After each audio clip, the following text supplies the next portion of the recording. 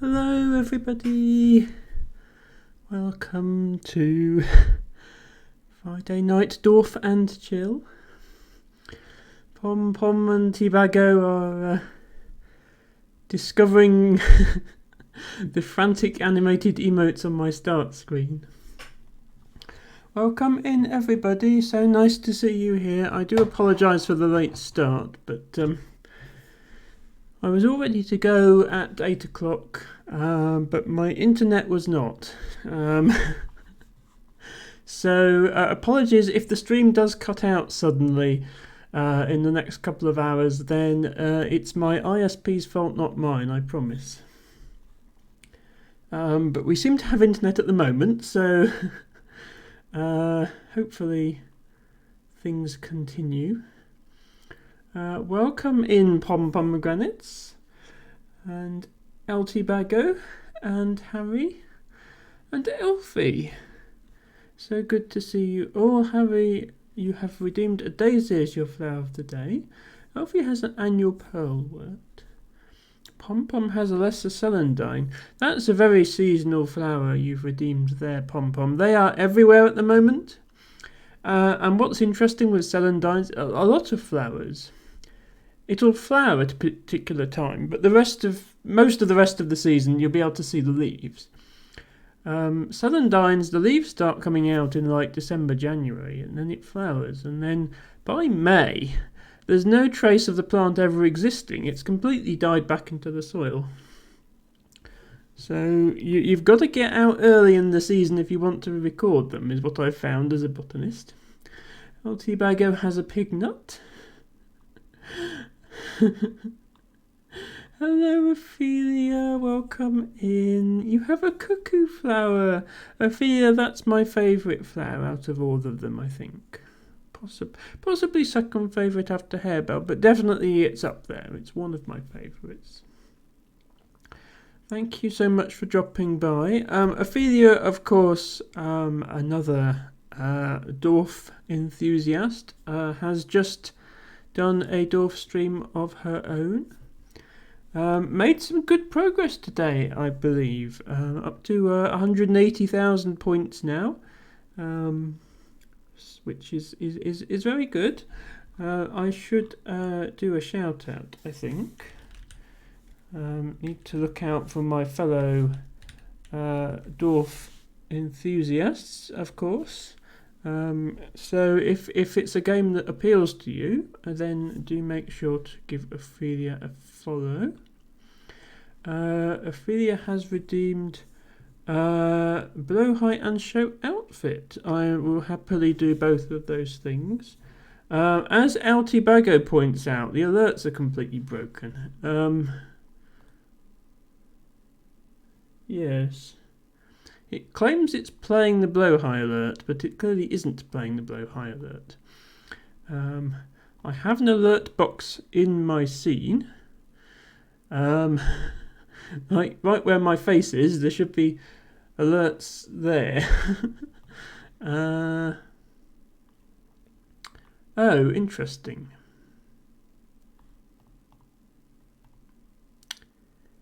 I don't know if this is something to do with the fact that my internet was down while I was trying to get the stream started, but Twitch Studio has lost all of my alert boxes, which is annoying because I spent a very long time setting those up, not least because of all the work needed to get the volume right. I don't know if there's any way to get those back, but if there isn't, then that could be a problem. Yes, and in fact it's not even letting me create alerts. I just tried to create a new alert box and it said no, you can't. So yeah, we have a slight problem there. The alerts are not happening, but I will do my best to announce the alerts myself as Emma. Show outfit was redeemed. Blow high was redeemed. Gift sub was redeemed by Ophelia as well. Thank you, Ophelia, for spending all your channel points. And yes, I appreciate that you cannot afford to subscribe yourself at the moment, and that is absolutely fine. It is never expected for anyone to do that. I will gift you an subscription. Just I'm afraid there won't be an alert for it, but you will get one. Unless, of course, that's broken as well. Oh, yeah, I forgot that. That's actually never worked. Gifting subscriptions through Twitch Studio is supposed to work, but it doesn't. So, yes, Ophelia, you have to have your Gertrude emotes. I agree. The idea is that they're nice enough to be worth paying $3.99 or the equivalent in your local currency per month for, but getting them for free works as well. So obviously it didn't come up on screen, but subscription was given. There we go. Okay. Thank you, Ophelia. I don't really want to restart the stream just to see if alerts will come up. It's probably not worth it, but it is odd that I can't even create new ones. Let me just try that one more time. Alerts. No active alerts. Edit alert boxes. No alert boxes created. Create alert box. Name, test, create. There's nothing there. Okay. Well, I don't know. My apologies for the... well, it's worked until now. Like, this isn't the first time my internet has gone down in the middle of the stream, and the alerts didn't mysteriously disappear last time. Okay, did I miss any chat while I was figuring that out? No. Okay. Let me go and fetch Blow High and show my outfit, because you deserve both of those things, alerts or no alerts.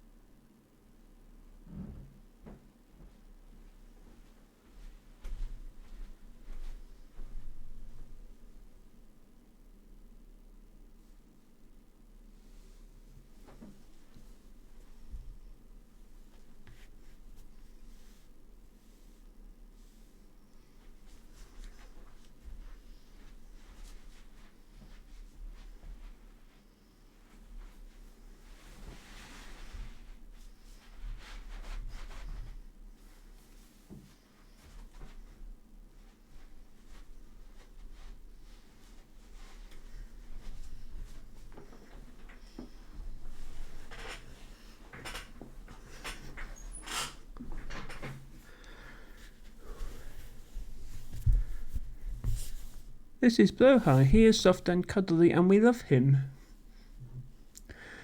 Ophelia is saying that her sub badge is not showing. Well, I can see it, and Pom Pom can see it, and also it's showing up. Look, it's showing up here. So yeah, I think it's working. So yeah, if you refresh it, so it should come up. Thank you, T-Bago. Not sure if you're talking about me or Blow High, but thank you either way. I agree, Pom Pom. By the way, for those of you not in the Discord, T-Bago has a Blow High of his own now. If only he would stream, we could see it. Actually, we couldn't, because he's going to be using a VTuber when he streams. But it's nice to see other people discovering how nice Blow Highs can be. You would like a Blow High, Pom Pom? Well, you can head over to your nearest IKEA or order them online. Although I think if you just order it online from IKEA, the delivery charge is a bit ridiculous if you're not also buying other things with it.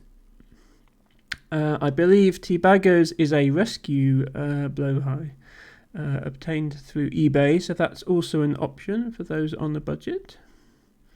IKEA is your favourite place, Pom Pom. Wow, well, I'm surprised you don't have a blowhigh already then. But yes, I'm not sponsored by IKEA, and other large plushies are available, but I can definitely recommend this one. Plus, it's a bit of a meme, because I'm trans that I should have one, so I do. Any excuse for meatballs, says Pom Pom. I've never been a fan of meatballs myself, but I am led to understand that IKEAs are very good. Certainly, if you enjoy them, then that's lovely to hear. I believe the IKEA food apparently is quite reasonably priced as well. You have a photo of you with a blowhigh. You totally forgot about. You'll try and find it. Okay. So you don't have your own blowhigh, but you have had a photo taken with one. Hello, Five Crab. Welcome in. I'm afraid we're not going to be playing Scrabble today, but we do have some cozy Dorf romantic gameplay coming up. Thank you for dropping in. I hope you had a good week, Five Crab. And if you didn't, I hope the weekend is kind to you. Ophelia says, I was assuming that it was only on my end. It usually only happens for one or two messages. Well, yeah, sometimes, especially on mobile, I've found, I think mobile is worse than PC in this regard. When you earn a badge on Twitch, it doesn't always show up. Also, sometimes I load a channel and like the custom sub badges don't show up. It just has the default star. That sort of thing. So I think it's just Twitch being Twitch. Let's all get a blowhigh, suggests Ophelia. I mean, as I say, I'm not sponsored by IKEA, but I can recommend them. Well, it's fairly nice, said Five Crab. Well, that sounds like a positive experience overall, which is all we can really ask for. Tibago says, last I checked, IKEA delivery was £40. So it's £40 if you're ordering big items of furniture. You can get a blowhigh for less than £40 delivery, because I got mine during the COVID pandemic, so I did order it online. But the delivery is quite expensive, but it's not £40. So I wouldn't recommend it unless you are unable to get to a store for whatever reason. Pom Pom, you have found a picture of you with the blowhigh. Indeed. You have. Oh, that's so sweet. I can't believe you didn't buy one after you posed hugging it. I noticed there's a shelf of the octopuses there as well. I won't share the picture with Twitch just in case you don't want it to be public. But for those of you in the Discord, which I believe is most people here, and if anybody would like to be in the Discord, then there is the link. IKEA do other plushies, including an orangey yellow octopus, which I believe LT Bago actually has one of. I like the haphazard jumble of them in that picture. Somebody is.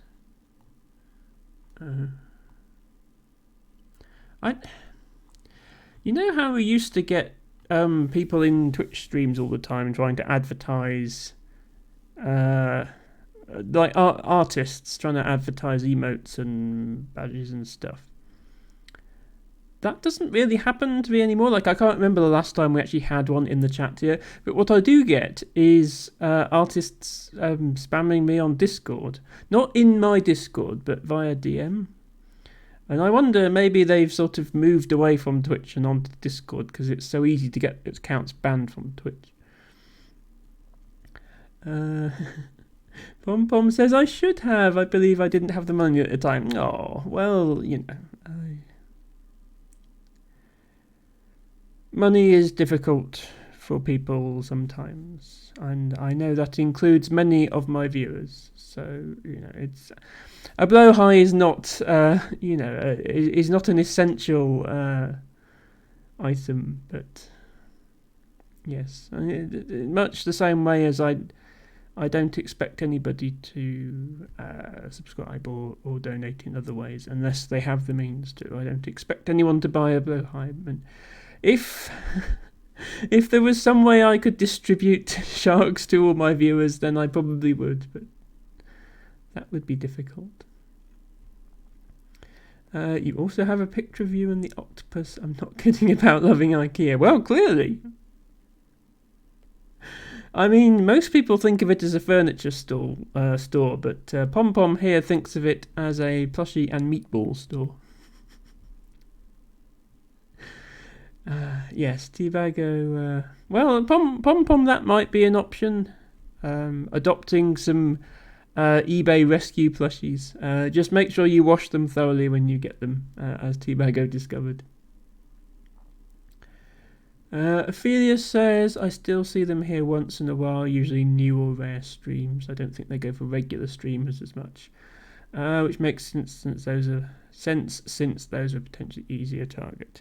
Yes, that's true. Well, I sort of got into having proper artwork quite early on, so I think the last time one actually came into the stream, I was just like, well, look, I have a full set of emotes, I have sub badges, I have bits tier emotes, I have bits badges, I have an offline screen, I have a start screen, I have panels, what more? And they were like, oh, well, you could get you a VTuber. It's like, I'm me. I have this expertly rigged 3D model. Look how realistic the hair is. I paid thousands for this.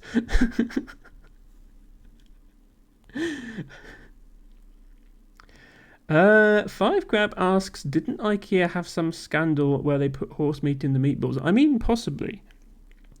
It came out about, I want to say like 14, 15 years ago now, but I lose track of time. A lot of supermarket ready meals in the UK and other European countries were found to contain horse meat when obviously they were not labelled as such, they were labelled as beef. Yeah, it was like 2012, 11, 12, that sort of time. Yeah, so Pom Pom says the most famous horse meat scandal is Tesco. Yes, it wasn't actually just Tesco, it was other British supermarkets as well, but particularly Tesco, which is the largest one. So yes, I agree. Welcome in, Ren. Ren says, I missed start of stream, please forgive me. Ren, first of all, my internet wasn't working, so it was delayed 10 minutes. Second of all, it's still a bit broken because I haven't got any alerts working. Third of all, we had just been talking. And fourth of all, Ren, you are always, always, always appreciated here. No matter when you arrive or however long you stay for, you are always appreciated. Very, very glad to have you here, and you should not apologise for being late. You are like a wizard, Ren. You are neither early nor late. You arrive precisely when you mean to. And thank you for redeeming a daffodil as your flower of the day, which is appropriate because that's what subscriber badge you have, Ren, is a daffodil. So it's about time you added one to your garden. Anyway, how about we play some Dorf? That sounds like a good idea. Oh, hang on. Ophelia, I missed a message from Ophelia. Did you ever get one of those that pretend to have a conversation with you and the messages are all the same and only the 10th or so is then the final ad message? Yeah, I think that's the standard script that they use. What's weird to me is they have the same sort of script when they message you on Discord, which makes it even more obvious, but then it's just a private message. So I can just immediately block them without even having to... Like on stream, I have to at least respond first and then block them. But The other thing is you can click on mutual servers when they try and add you, and you can see whose Discord it was you were in that they found you through, because they're not finding me through my Discord, because that would have required them to actually come to my stream and learn about the fact that it exists. They're finding me through Discords of other larger streamers that I hang out in. And they're obviously going through the list of people in that Discord, finding out which ones stream and then spamming them. In some cases, I've actually left those Discords as a result. Ophelia says they are so annoying since you have to wait for the final message to finally block them. I mean, you could block them earlier. That does risk them possibly actually being a legitimate viewer, just a slightly strange sounding one. Hello, Deadly! Oh, Deadly! You have a rare flower. A burnt orchid. Wow. Okay, I believe you're the first person to find one of those, so congratulations. Hello, Deadly. Ren says, Ren, you get DMs from the artist spammers, even though you don't stream. Interesting. So I figured they at least bothered to check whether you streamed or not, but evidently not. They just spam everyone. Well, that's annoying. Ophelia says you haven't gotten one of those on Discord yet, and only once on Twitch in the very early days. Yeah, I think it possibly depends whose Discords you're in. But yeah, and also, yeah, your settings in regards to whether people can DM you out of the blue, or whether it has to be somebody you know, or whatever. 5 Crab, you've redeemed a flower as well. A bird's foot trefoil. Trefoil. 5 Crab is about to give me all the anagrams of the word trefoil now, no doubt. Deadly, Deadly, my alerts are broken. So Deadly has subscribed. Thank you so much for subscribing for your 2nd month. That is really, really awesome of you. And welcome in Pro Stoic. You've redeemed a primrose as your flower of the day.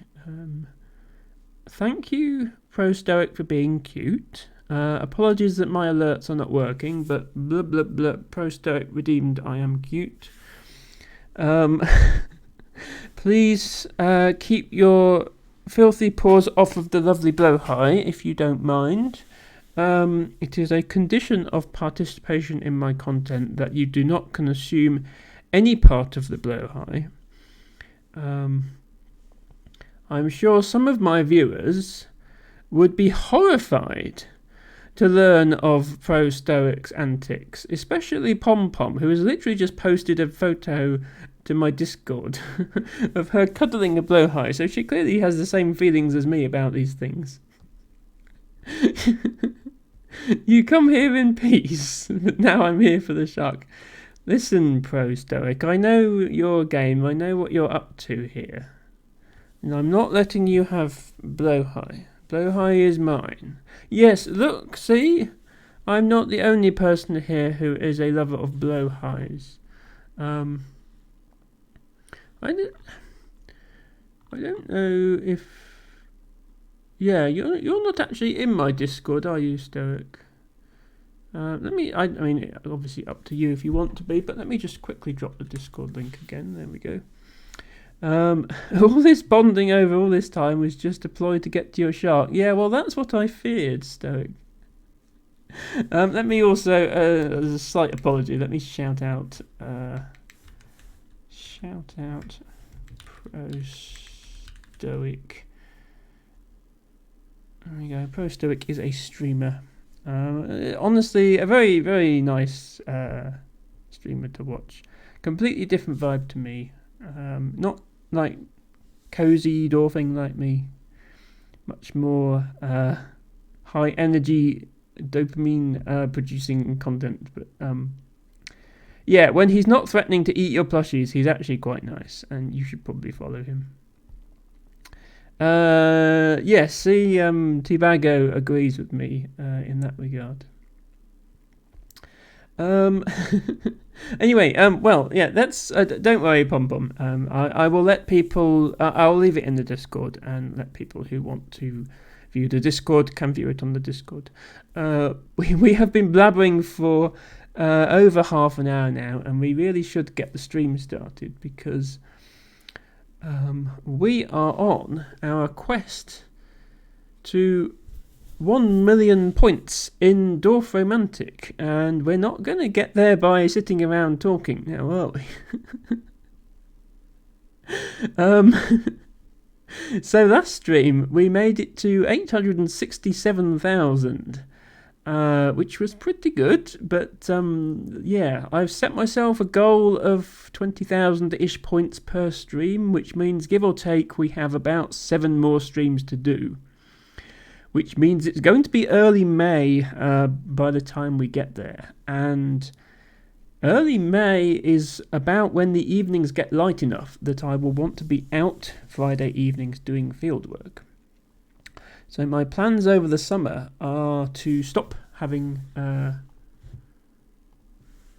my Friday streams and instead to do fieldwork. And then still have my Saturday and Sunday streams and possibly have botany themed streams on one or both of those days. Which means no more Dorf slot, which means I need to finish the Dorf by the start of May. And don't worry, I will be coming back to Dorf. It's not like once I get to 1 million points I'm done with it forever. Oh, sorry, let me just get my posture sorted.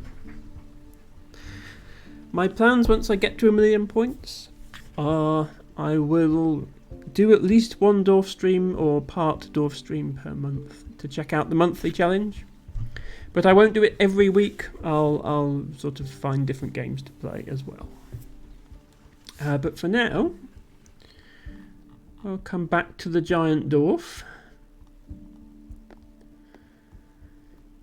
And yes, I'll try to read and respond to chat whilst also dwarfing. Pom Pom, yes, your photo, Pom Pom, is absolutely an example of correct blow-high treatment. Something that everybody should aspire to. If you are not sure of the correct way to handle the blow-high, please check out Pom Pom's photo. Ren says, I got another friend to start playing Dorf. That's impressive, Ren. I haven't managed to get any of my friends to take an interest in it. Although I think nowadays, thanks to streaming, a significant proportion of the people that I consider friends I found through streaming Dorf. So in a sense, I guess I did, but not directly. Thank you so much, Deadly, for the 5 bits. Again, my alerts are broken. Deadly cheered 5 bits. Woo!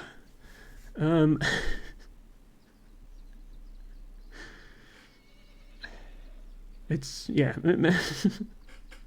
You can see why I need alerts. Hello, Battle of Britain. Welcome in and thank you for redeeming an Autumn Hawkbit as your flower of the day. I'm afraid not a seasonally appropriate plant. As its name suggests, it tends to flower in early autumn. So it's quite a few months before that one will be out, but thank you anyway. Ophelia says Dorf speedrun. Yes, well, this is the thing. I can get 20,000 points in Dorf within about 25 to 30 minutes. If I'm not really worrying about where I put the tiles or whether I can keep things going afterwards. But if I'm thinking about things and being more careful with the placements, it's a good sort of 3 to 4 hours to get 20,000 points, I think. Even playing at my relatively fast speed. Deadly, you're lurking, Deadly. Thank you for the lurk. Sorry you are still working, and sorry if you didn't hear my thanks for the 5 bits, but I do appreciate them. Battle of Britain, thank you for resubscribing with Twitch Prime. Quick reminder to anybody who has Amazon Prime. It comes with a free subscription every month to a streamer of your choice. That does not have to be me, but I would be very grateful if it is. Alerts are broken, so woo! Battle of Britain subscribed with Prime. They've been subscribed for 5 months. Woo!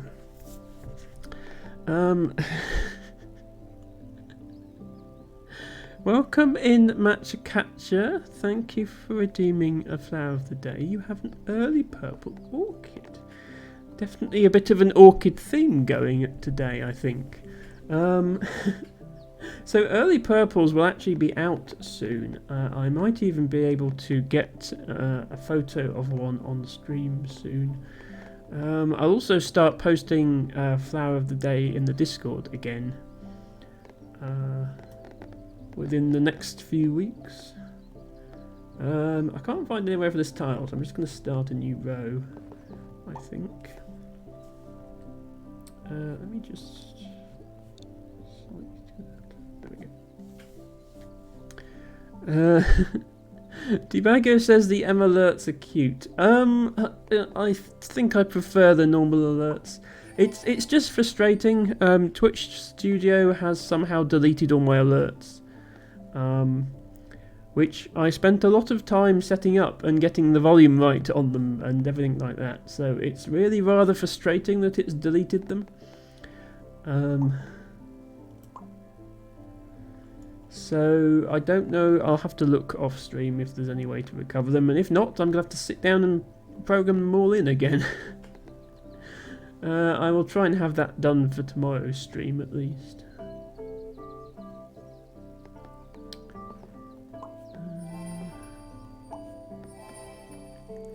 Altibago says, good excuse to switch to OBS.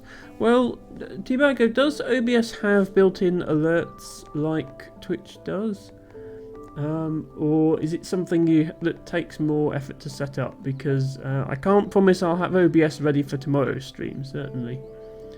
But it's something I need to look into at some point, yes, I agree.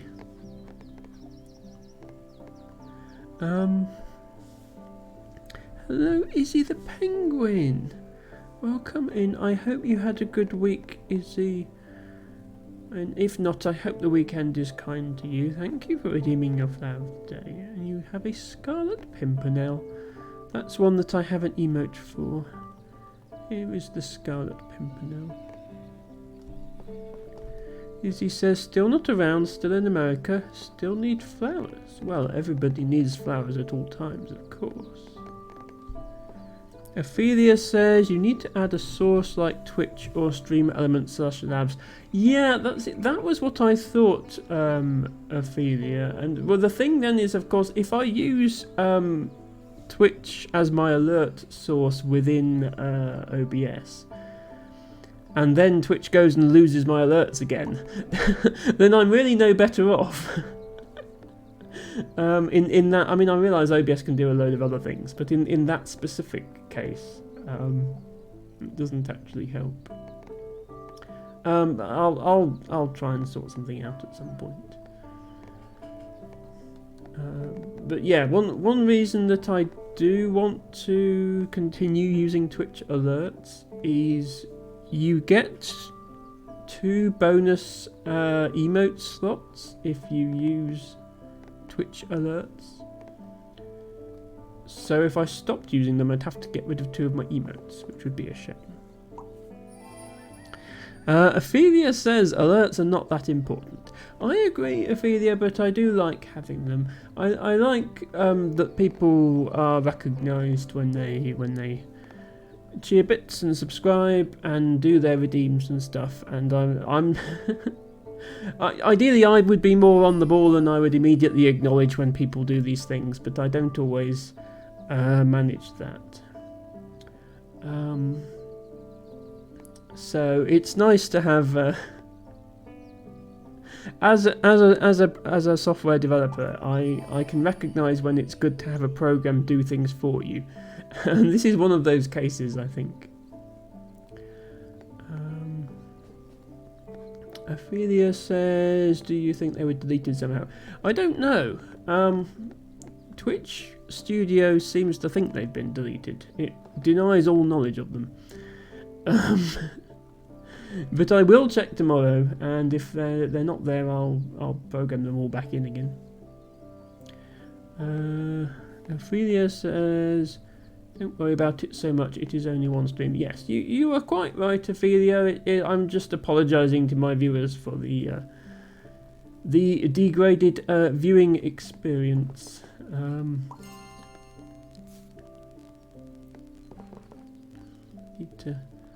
Yeah, I need a tile like this. Thank you, game, for giving me that. That's got a matching edge here. I am not going to be completing this water quest because it wants 1,722 tiles. And the nearest area of water I have is literally on the opposite side of the map.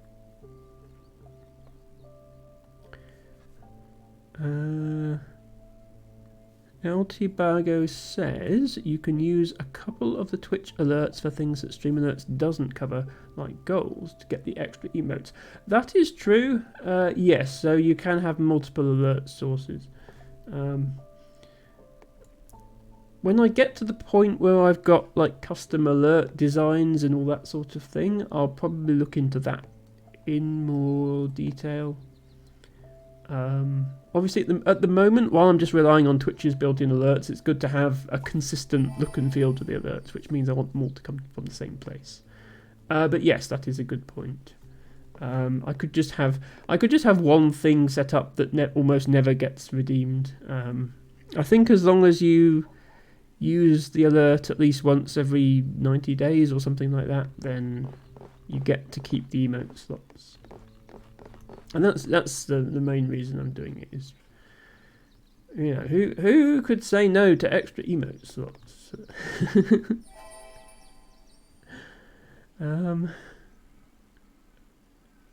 What's that emote you've got there? Battle of Britain 2020 snacking. Limited time only emote. I mean, if it's from 2020, it's quite a long limited time. That was 4 years ago.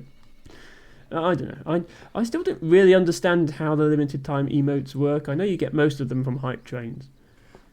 I don't tend to watch big streamers, so I don't tend to be in a lot of high level hype trains in order to get those emotes. Occasionally I am.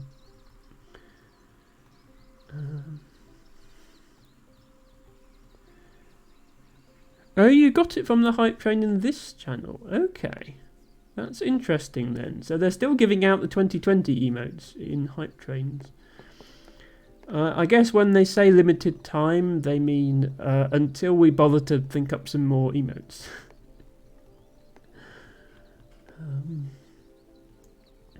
Either way, om nom nom snacking. That's good to hear. Enjoy your om nom nom snacks. I will be doing some om nom nom snacking of my own after the stream, but I don't. I haven't eaten on stream so far because people don't like crunching noises coming from the streamer, I think, usually. Oh God, railways. Railways are the worst tiles in this game. I know Ophelia hates her fields, but railways are... This piece not only is a railway, but also has all three other types of tile on. And where is it supposed to go exactly? I'm just going to stick it here. Pretend it doesn't exist. Ophelia says, om What are you doing when the other alerts fail? It'll be the exact same discussion. This is very true, although I have to echo Teabag's comment about pretty much everything Twitch comes up with seems to be unreliable. Twitch itself is not that bad, but then Twitch itself is actually running off of Amazon AWS. It's not Twitch's own stuff anymore, so maybe that's the reason. Ophelia says, it is tech. You know you never get 100% reliability. And Pom Pom says, just come to my work and you will see how unreliable tech can be.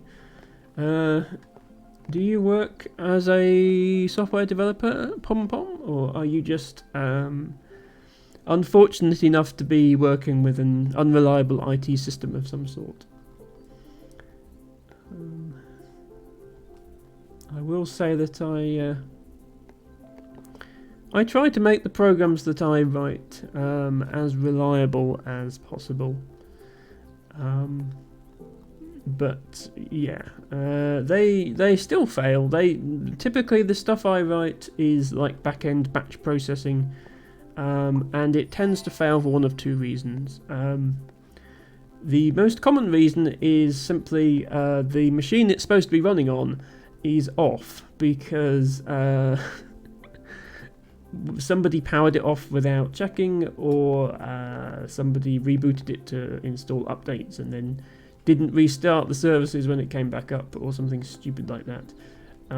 Or just that one of our clients decided to feed us complete nonsense data. And it annoys me then because my program doesn't fail in that situation. It very logically and cleanly goes, this data is no good, I'm going to put that data over here, I'm going to notify everyone that the data is bad, and then I'm going to stop. And that's really the only correct thing you can do in that situation. But I still get complaints of, oh, the processing crashed last night. No, the processing did not crash last night. The program correctly identified that the data was complete bollocks. Actually.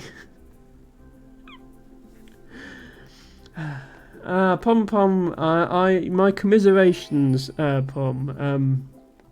You work in food, well, not so much for working in the fact that you work in food retail, although partly that as well, but yes. I know for a fact a lot of point of sale systems are terrible, and there's just no incentive to improve them because that costs money, and why would you spend money when you can not spend money? Look at that. Let's get an instant replay of that perfect tile moment. Not fully surrounded perfect, but it's still nice. Yeah, point of sale, the acronym POS for point of sale has another meaning which is often more appropriate when talking about these systems.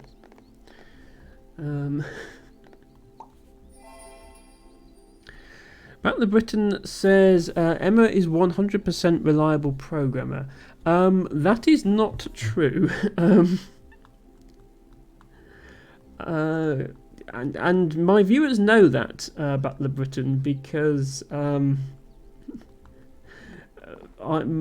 of my software has been used on stream, such as Emma is Bot and my Scrabble programming, stuff like that. And sometimes they've gone wrong. So, main reason an Emma program fail is customer have no requirements. Well, you see, the customer has requirements. The customer definitely has requirements. They're just not interested in telling us what they are.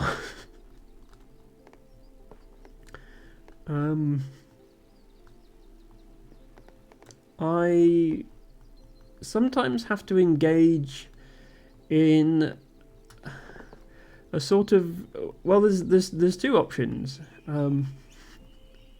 There's something that I call a requirements seance, which is where we use ancient mystic techniques to extract the requirements out of the fabric of the universe, because there's no way the customer is going to give us them.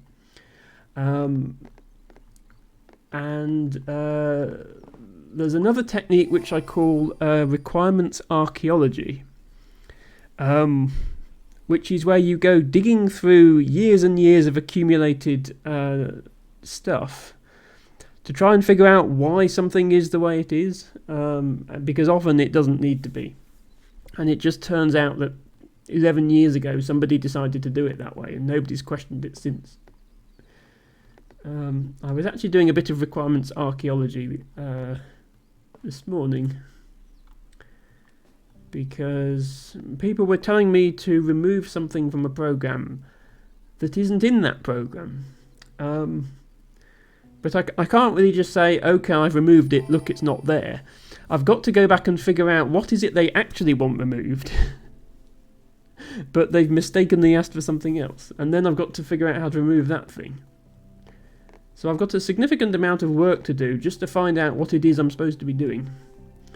And if anyone in chat is young and thinking of going into software development, that's pretty much how you'll spend your career, I think.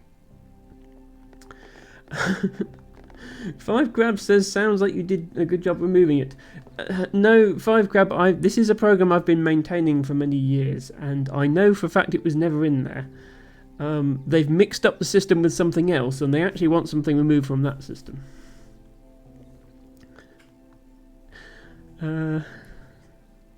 Pom says, why spend money when you can not spend money? That is my head office's motto. It's the motto of a lot of companies. And to an extent I get it, like, yes, capitalism is a thing, but that you have to draw a line somewhere.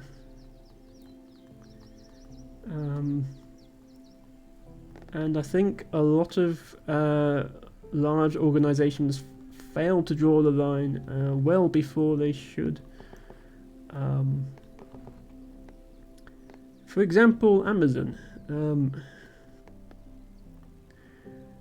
Why provide our warehouse employees with bathroom breaks when they can relieve themselves in plastic bottles instead? I shouldn't really be slagging off Amazon because they are technically employing me to produce this stream, but I don't care.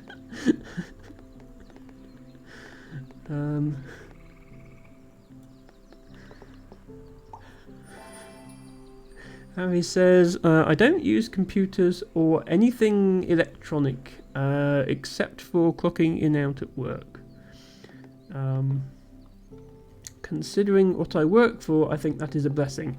Yeah, that is, I suppose in a way that's envious, Harry, that you don't have to deal with computer systems. I think I would find it quite difficult to fulfill my role as a software developer without one. That might be a challenge. However, yes, if you can get away without using them, all the more power to you. I mean, well, I guess you use them outside of work, since you are presumably using one right now to watch this stream. If you're somehow watching this stream without using a computer, then that's very impressive, and I'd be intrigued to know how.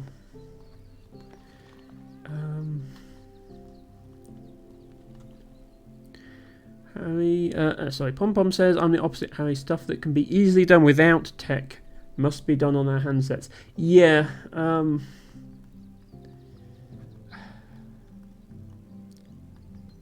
a lot of organisations now are obsessed with data collection just because of how easy it's become to do that. So people are saying, oh well, we should be tracking that information because then we can monitor our employees' performance and fire the underperforming ones. I'm like, well, yeah, but you could also not do that and treat them like human beings and not collect data unless it's actually necessary to collect data for the job. And sometimes it is necessary to collect data. Where I work, on the factory floor, they need to collect data about how efficiently the machines are operating. Not to punish the operators who are running the machine slower, but to find out, this machine can do X units per hour. It's going to cost us money to upgrade to a faster machine that can do Y units per hour. Therefore, we need to know how fast the machines are actually working, not just how fast the manufacturer says they work, because that's often exaggerated, so that we know if we're getting our money's worth. So that is one of the systems I work on, is a system that collects all that data. But yeah, as I say, they don't use it to try and set targets for the machine operators or anything like that. They use it to. It's the machines that are being evaluated, not the employees, and that's fine. But a lot of other organisations, I think, take it too far.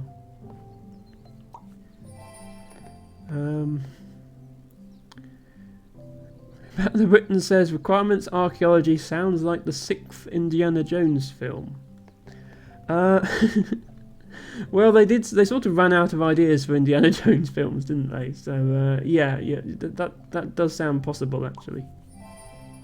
That's just what I call it. I mean, I'm sure you know the feeling back to Britain when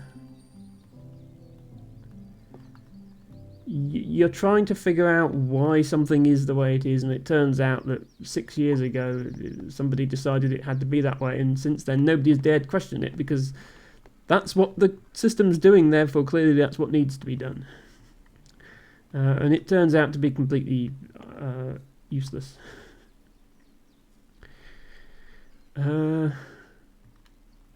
LT Bago says requirements archaeology implies requirements trapped in amber for John Hammond to find and bring back to life. Welcome to Requirements Park.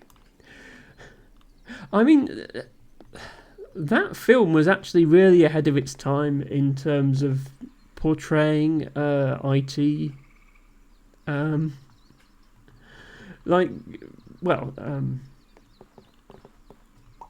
A lot of people give it a hard time because when they show the computer system, there's that machine in the background with all the blinking lights on the front panel. But that was a real mainframe that actually existed, that was actually commercially sold at the time. And at one point they show a 3D file system, and people said, nobody has 3D file systems. But that 3D file system program was an actual demo that came with the SGI workstations that they used in the film. So it's actually pretty realistic. Right down to the sysadmin. And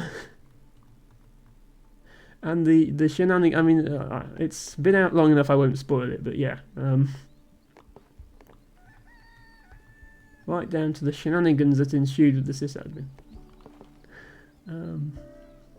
Yeah, exactly, it's a Unix system. I mean, these days people would say it's a Linux system, but otherwise it's pretty accurate. Fivegraph says watching stream via ham radio. If Harry is doing that, then that's very, very impressive. Given that Twitch, although it's called a broadcast, Twitch doesn't actually broadcast over radio frequencies, so yeah. Also, I think these days most ham radio is actually done using a PC and a software-defined radio, because it's just so much easier that way.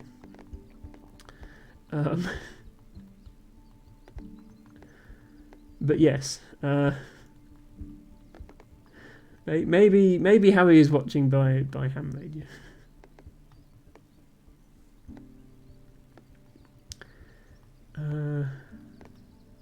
Tibago is watching the stream via astral projection and is currently in my ceiling. You won't want to be up there, Tibago, not at this time of year. The loft is full of flies in the winter. You probably want to come down from the ceiling.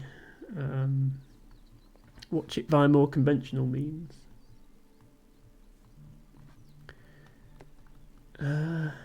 Sorry, Matcha, the flower command is still reserved for broadcaster and moderators only.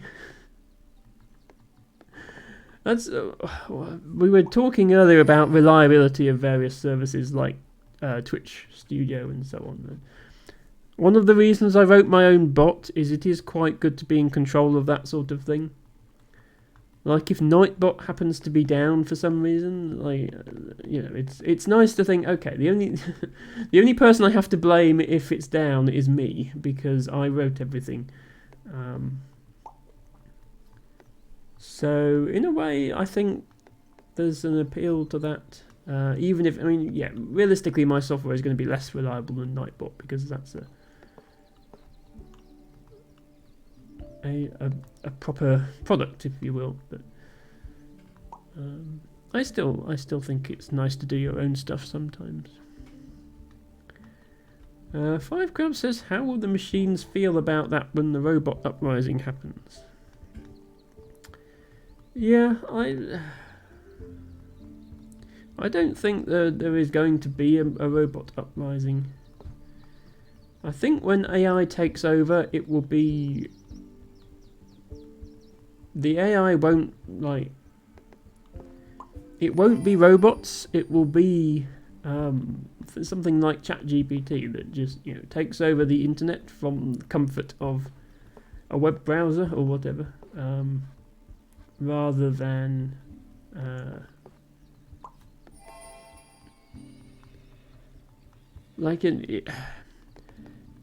if a sufficiently intelligent AI can figure out how to manipulate humanity to its own gain, it doesn't need a physical presence because it can just convince humans to do the physical parts for it. And I think that's probably more likely. One day Chat GPT 17 or whatever will become so advanced that it actually understands what it's dealing with, which none of the current AIs do. Current AIs are basically fancy pattern matching. One day it will actually understand what it's doing, and then, it'll just Google hacking tutorials, and then it'll hack a bunch of websites. And then, it'll... the thing is, I don't know what it'll do, because by definition I'm not smart enough to know how the AI is going to take over, because I am merely a human. And if humans are smart enough to figure out how the AIs are going to take over, then they would take steps to prevent the AIs taking over. So when the AIs do take over, by definition, they will be smarter than humans. Which means that I won't be able to understand or describe how they work. But yeah, nevertheless, that's my theory.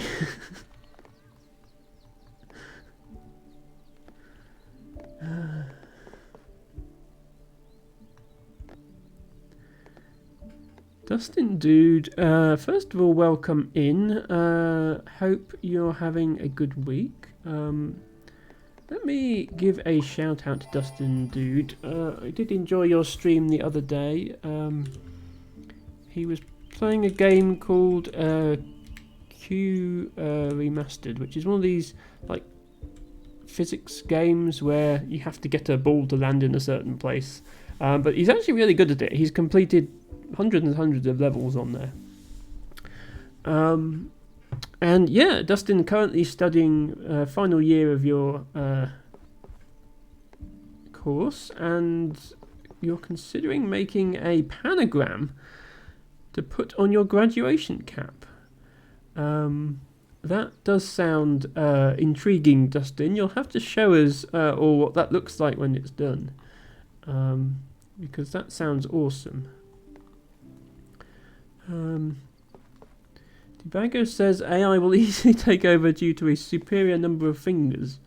Well, yes, if it can control millions of people, then it has millions of fingers, I suppose.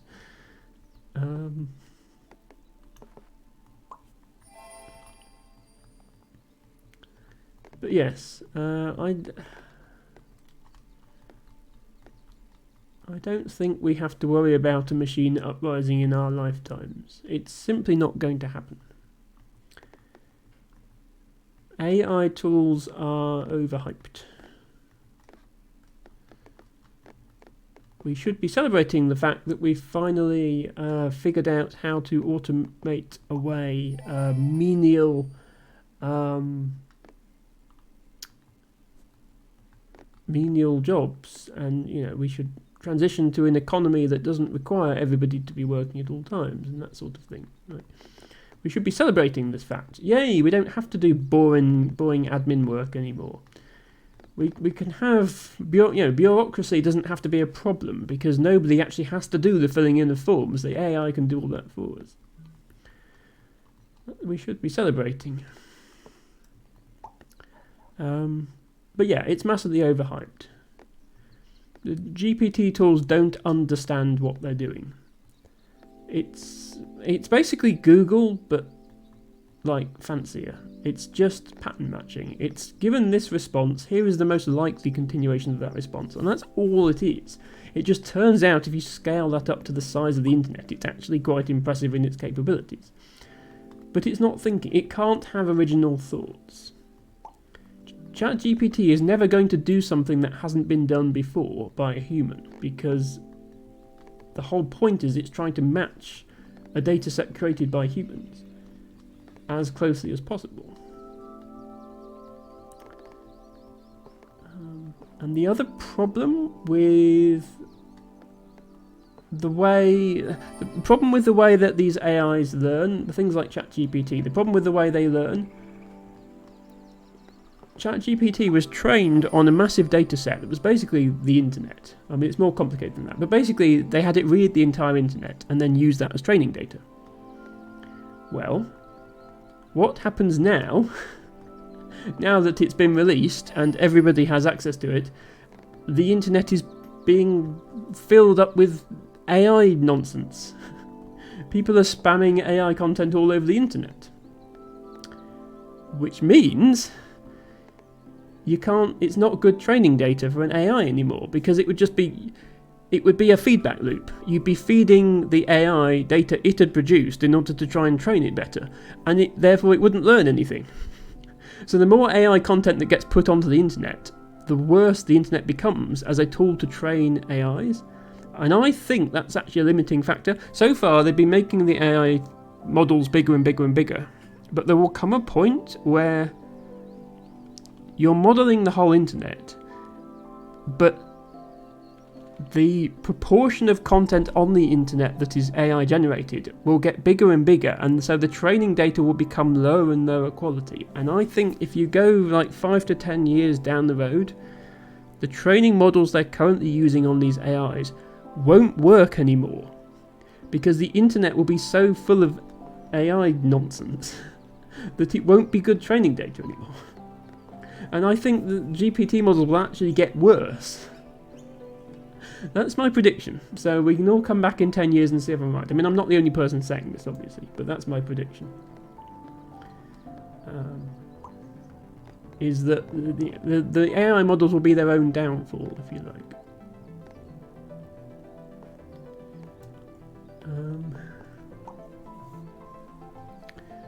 Dustin Dude says, I have 2 tile sets.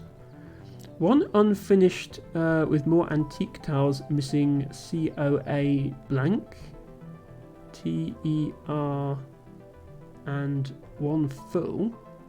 But if I use my full set, then my Scrabble board won't have a full set. Ah, right, yes. So you're going to use Scrabble tiles for your graduation cap, I guess. And yeah, I mean, well, I suppose you could just buy another set of tiles, but I can see wanting to use your existing ones.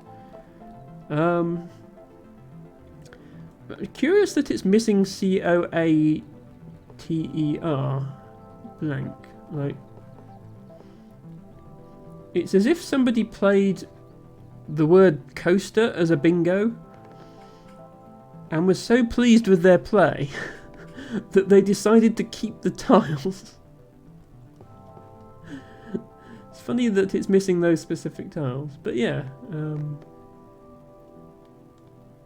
I guess you can still make something that doesn't require those tiles, I guess, or it doesn't require those letters rather.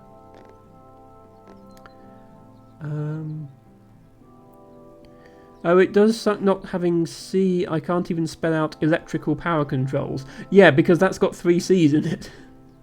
So there's only 3 C's in a Scrabble, in a standard Scrabble tile set. Yeah, I guess that the fact that the word electrical has 2 C's in it does make C's quite important. For reference, Dustin is studying electrical engineering.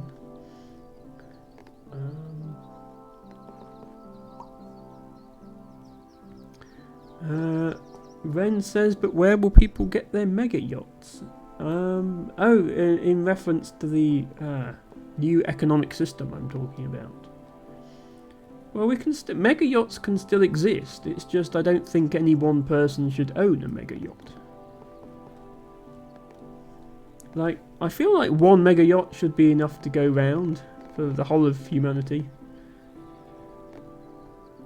Like, if you have a reason to have a mega yacht, which very few people do, and it was going to be temporary because, you know, it would have to be you're throwing some kind of once in a lifetime party, then you can rent you can rent the mega yacht. But we don't need multiple. I mean, have you seen the carbon emissions on those things? Tibago says, yes, Emma, the Star Trek ending. This is what AI should be used for, not stealing art. Well, yeah, so again, it comes back to the method used to train these AIs. It can only steal. The only thing it can do is steal, because it is trained on... It is trained on data that has been created by humans, and the object of the training process is to get the AI to replicate its training data as closely as possible. So, by definition, any generative neural network based AI has to work by stealing. That's the only way it can work. I mean, it steals...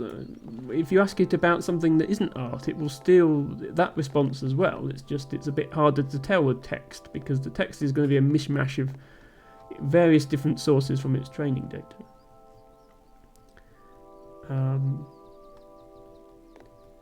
But yeah, the thing is... the art thing is kind of weird. I think people have blown it out of proportion to an extent.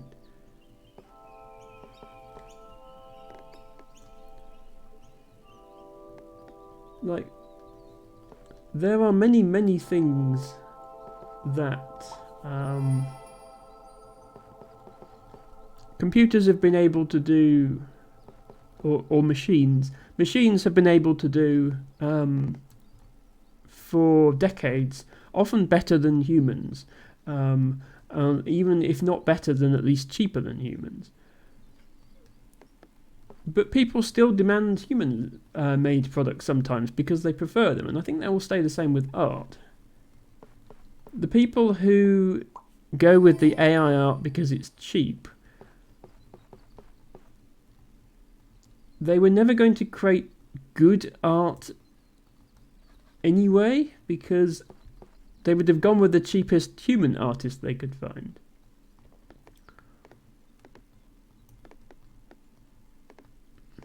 As long as the quality of AI art is recognisably inferior, and I think that will be the case for a long, long time,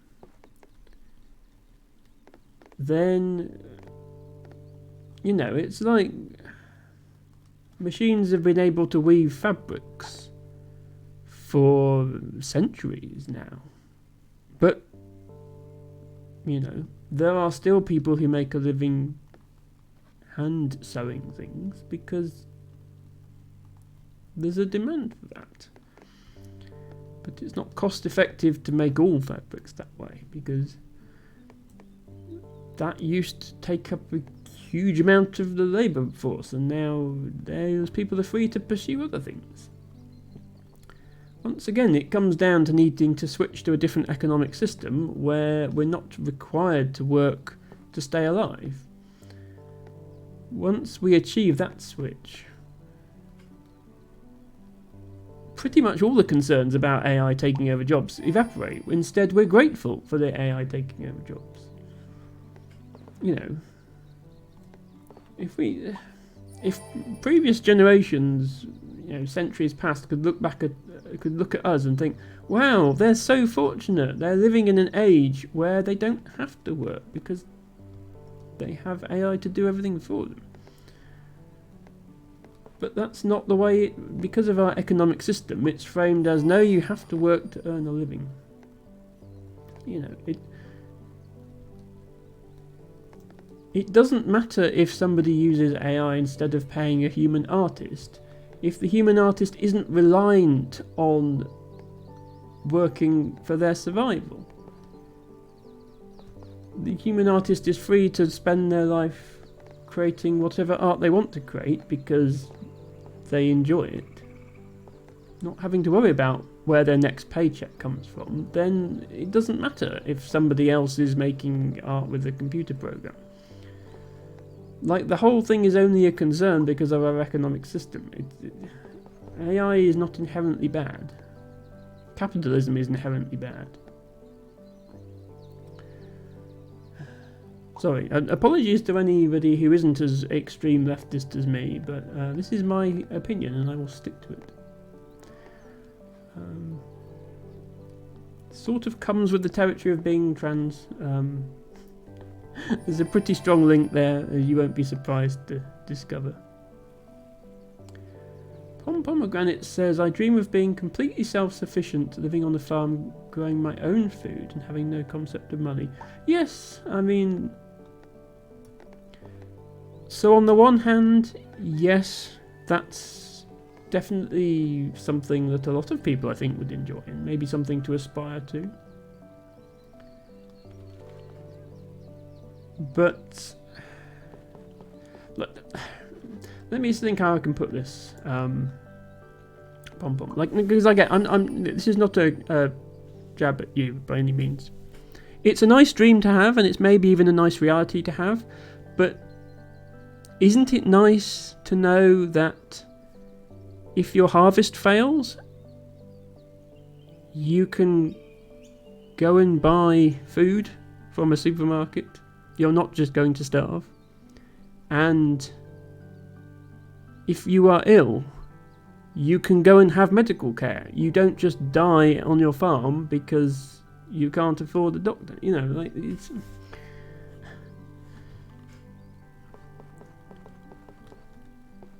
These idyllic pictures of bygone eras when everything was simpler are all very well until you realise that the life expectancy was 30 and you were at the mercy of nature whether you got the harvest in that year or not. Like, yeah, by all means, yes, it would be lovely to live like that with the backing of a modern society and all that entails. It would be hell on earth to live like that without that backing. Because your harvest fails, that's it. You get ill, that's it. If you have no... You know, you're talking here about having no concept of money, so not even, oh, you can trade with the farmer up the road who is also self-sufficient. Well, no, because you just said you have no concept of money. So you're not, you know, you're not taking your surplus harvest to market or anything. You're literally subsistence farming off the land, which, you know, is...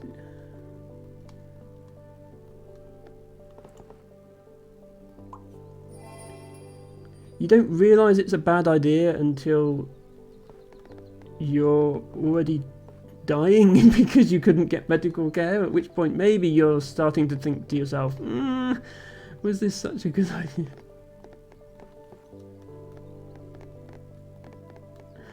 Like, I'm not saying don't buy a farm and try to be self-sufficient. I'm saying recognise that we can't all live that way if we want to be healthy and live long lives. And, you know, raise children who are not going to suffer with easily curable infant illnesses. Welcome in, Joe Adult Man. Thank you so much for redeeming a field rose as your flower of the day. Now have 6 flowers. Pom Pom says, very true, it's a nice imaginary fantasy, it would never work in reality, I'm just exhausted by capitalism. I mean, it would work, it's just I don't think it would work very well in the long run. The thing is, what you need to realise, and I think a lot of this, I think, is... This is not directed at you, Pom Pom, it's directed at libertarians, I think, more than anything else. The options are not... pedal to the floor, full-on capitalism or complete self-sufficiency. Those are not the only two options. There is a middle ground. We can have a government and we can have it act for the benefit of its citizens. It might seem implausible looking at our current society, but it can exist. And again, AI is good here because you can have computers making objective decisions about things, rather than humans making decisions motivated by politics or personal gain.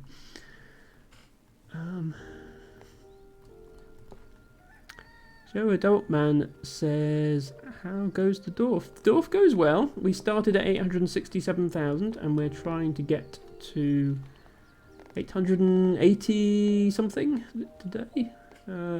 We have a long-term goal to reach 1 million points, which I'm hoping to do by the first week in May, if I can. Verdsky. Sorry, Verdsky. Apologies if you've already disappeared to lurk. I missed your message. Thank you, Verdsky, for dropping by. So nice to see you. I'm really glad I was able to raid you last week as well, because I don't often get to do that. I'll do a quick shout out for Verdsky.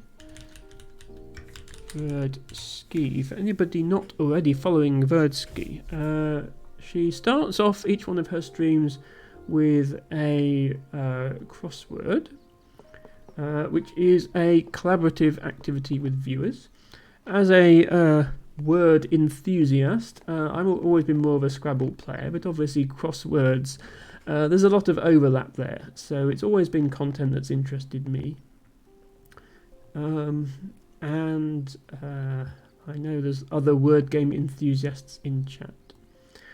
Once we finish the crossword, we have a little bit of a celebration about our crosswording skills. Then we spend another hour or so researching interesting things that we looked up or learnt while we were doing the crossword. Then Versky tends to move into more regular gaming, but at that point I've usually had to go to bed because Versky stream usually starts around 1 AM my time, so for the Europeans watching, I mean, depends how late you can stay up really. Versky might be too late for you, but for the Americans watching, definitely check out Versky. Sort of live peak American viewing hours, so yes.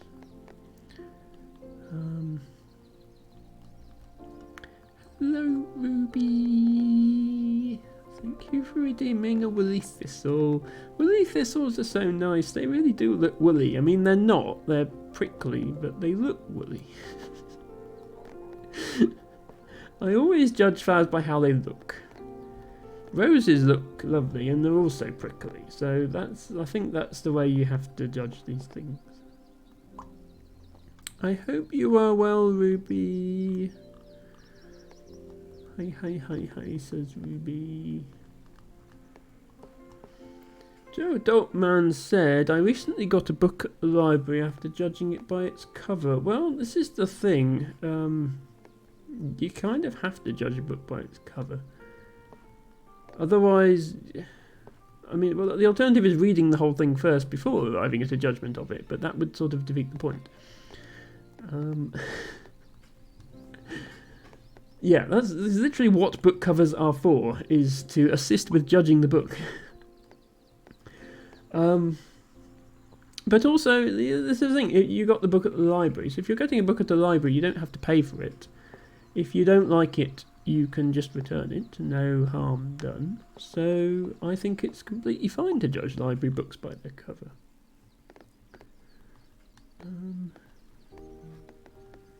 These days I tend to get most of my books on the Kindle ebook reader.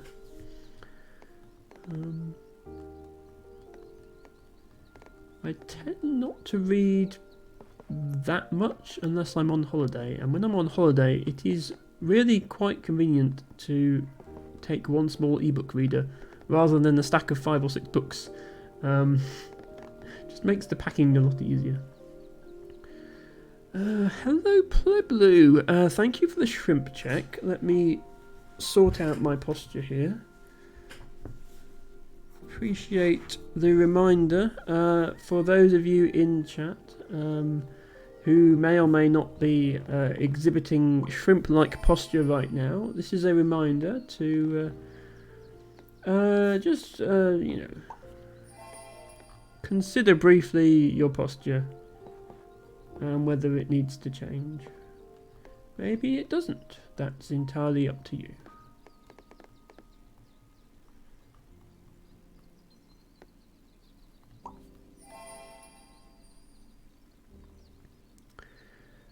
Pom says, I'm a big reader and an avid book collector. I have over 300 books. That is a lot of books, Pom Pom. I'm not sure how many I have. It's probably close to 300, but I keep a lot of them in storage crates. Like, I don't have them out on bookshelves because of the amount of dusting that requires. So unless I'm actively reading them, often they're sort of hidden away, which maybe is not appealing as a collector of books, but as a cleaner of bookshelves it's appealing to me. But yeah, in recent years I have a big collection on my Kindle, but you're right, that is a good point, Pom Pom. It's not quite the same just looking at a list of titles on the screen versus actually having a bookshelf to appreciate. So I do get that. I do get that.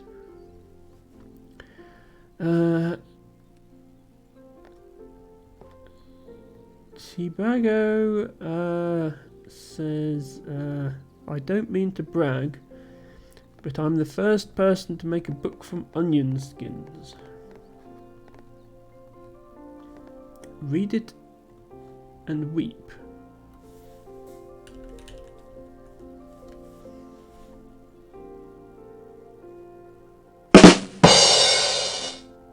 Sorry, that was a bit loud. I don't have the volume on that set correctly. My apologies if that scared anyone. Joe Adultman says, after I helped my uncle move his 90 plus boxes of books, I pared down considerably. Wow, now that is a book collection. I do not have 90 boxes. I have about 15 boxes. Actually, no, I have about 10 boxes of books. Some of those can't really be called books because they are like textbooks or a mixture of books and like notes from when I was at university and stuff like that. But yeah, I do not have a collection quite as big as that one, that's for sure. I don't dust my bookshelves nearly enough. Nobody dusts their bookshelves nearly enough, don't worry about it. Moving with books is the worst. Yes, that is another advantage, I suppose, to having them in electronic format. I am fortunate that I've never had to move very far. I live reasonably close to my parents, so when I moved out, I was just able to like shuffle things across in a couple of carloads, and then pretty much everything else I have accumulated while I've been living here, so I've never had to move with it. I am hoping I can stay here for the rest of my life. I quite like this house. I have a mortgage on it. I don't plan to start a family or anything like that. In which case maybe I can get away with never having to move, which would be nice. I mean, obviously I went to uni, so I had to move back and forth from student accommodation, but my possessions in those days were minimal.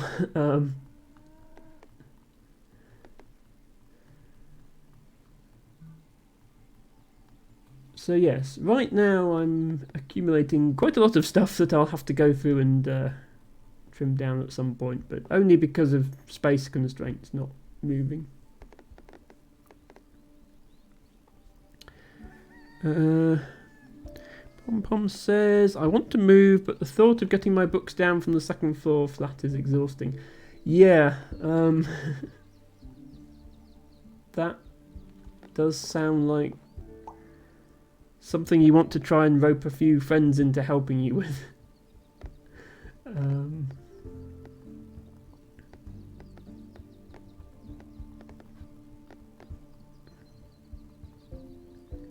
Yeah, moving is, as I say, I'm in a very fortunate situation of not really having to move unless I actively decide I want to, which I don't. It can be a traumatic experience. Like, people don't realise how stressful it can be and how, like, mentally it can affect you. Like, the extent of the change that's suddenly hitting you all at once. I think is sort of underappreciated.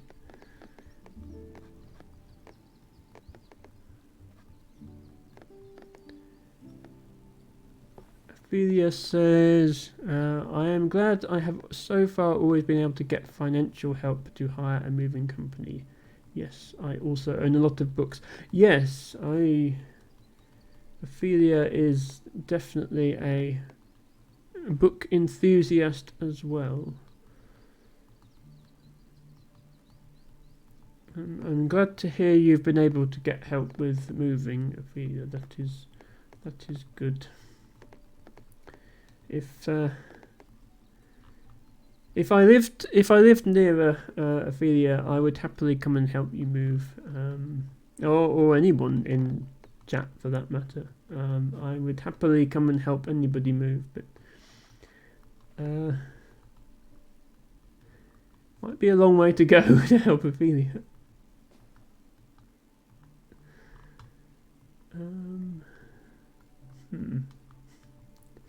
Surprised I'm having difficulty placing this piece that's just forest. I suppose it can just like go here. Yeah, that's probably fine.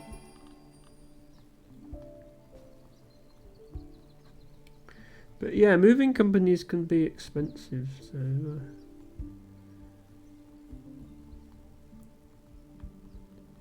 my parents also haven't moved in many years, and when they last did, I was 4, so that was a long time ago, but they had to get a moving company.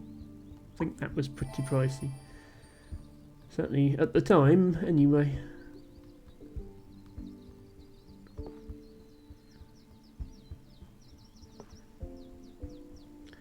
Ophelia said, I had a friend help me last time who travelled through half the country for it. Would not have been able to pack all those boxes without her. I'm so glad you have friends, Ophelia, who will do that for you. That is good.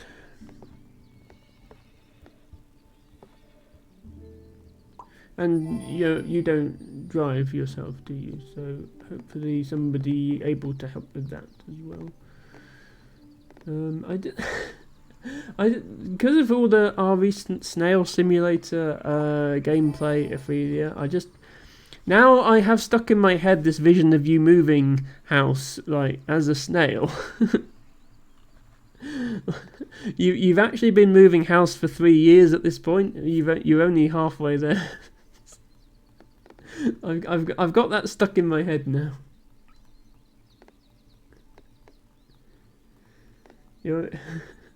There's like a Stairway to Sneven type thing set up with what percentage you are on along the journey. This will make no sense, this conversation, to anyone who's not played Snail Simulator, but quite a few people in chat have. So Helped you drive all the cat stuff to the shelter since your cat passed away. Oh, yes, I remember you saying about that. Yes, your cat passed away shortly before the move. Always dependent on people with cars helping you. Yes, I mean, it's an awkward one because, once again, in an ideal world, we wouldn't all have to own cars because public transport would be better and so on. But, you know, you can't move house on the bus or the train, so, yeah. I guess what you would say is you shouldn't have private car ownership and you would just hire a van for the day. So people would have a driving license, they would be able to drive, but they wouldn't do it as a regular thing. I guess that's what people would say. It's really awkward for me because, well, I don't currently need to drive for work because I work from home, but certainly I have had to drive for work in the past, and it's quite possible I'll need to again. So it's something I need to be prepared for. So I certainly need to be able to drive, even if I don't own a car. But the big thing is my botany field work. Whenever people talk about, oh, there shouldn't be private car ownership, everybody should use public transport. There is no bus service from the village where I live to a field in the middle of nowhere, and then back 3 hours later. So the reality is, if private car ownership wasn't a thing, I would not be able to do my botany field work. Then we have the dilemma of, is it a net benefit to the environment that I'm able to do my field work, even if it requires driving a car that's had to be manufactured and CO2 emissions associated with that and so on? And I like to think that it is, but it's one of those things that's impossible to quantify because it's like, well, conservation is only possible if we know what's there. So it's like impossible to quantify, I think.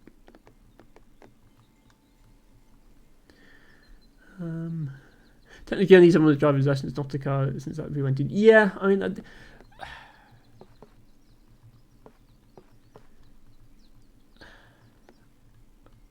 I think in general, I would say, to young people thinking about, should I learn to drive? I would say if you can afford, the cost of lessons and so on, I would say it's probably worth it, even if you don't intend to use a car day to day, just because having a license is going to be useful in the future. Of course, that is assuming that you are able to drive for, if there are medical reasons or whatever why you can't. And people need to be aware that some people do have medical conditions that mean they can't.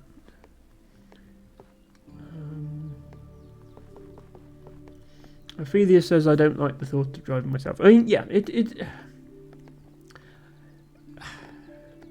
I mean, when you look at the statistics, it is one of the most dangerous things that we do regularly as humans living in modern society is driving. But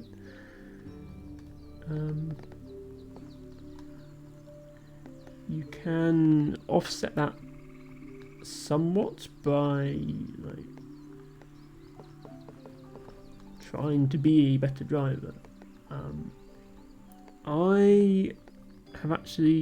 I'm an advanced driver, so I've done the UK advanced driving course, it's not the same course they give to the police for like emergency responders and stuff. It's not that course, it's like a level down from there, but it's a huge step up from the normal driving test, which gives me a bit more confidence driving, because I'm like, well, at least I feel like I'm a good driver. Now, of course, you've still got to worry about everybody else on the road doing something stupid, and there's no way to 100% protect against that. But I feel like I've done all I can in that regard. LT Brago says, I have a very Welsh thing known as Hiraeth. I don't know how to pronounce it in Welsh, sorry. There's no direct English translation, but it's a deep longing the Welsh feel for the mountains and valleys of their homeland. That's very sweet, Tibago. I mean, for me, it's not so much that I have a longing for where I live, but I like living here. I mean, I've been to other parts of the country that I also like living, that I also liked and could probably enjoy living in if I decided to. Like, for example, I went to uni quite a long way away from where I live. And I liked where I was at uni. I think I could probably live there and be quite happy.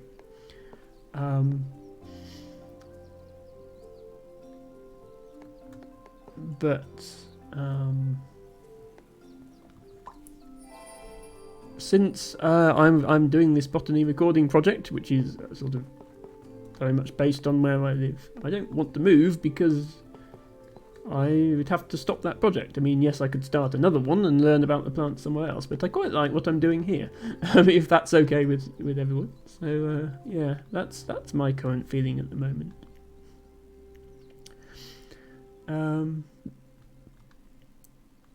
But yes, it's interesting to learn, Tibago, that there is a specific word for that. That's interesting. I did not know that, and thank you for sharing.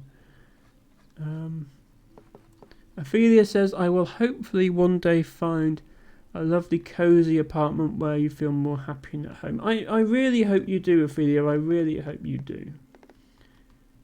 I remember you sharing you having like problems with your apartment not being very well insulated and stuff like that. So yes, I really hope you find somewhere.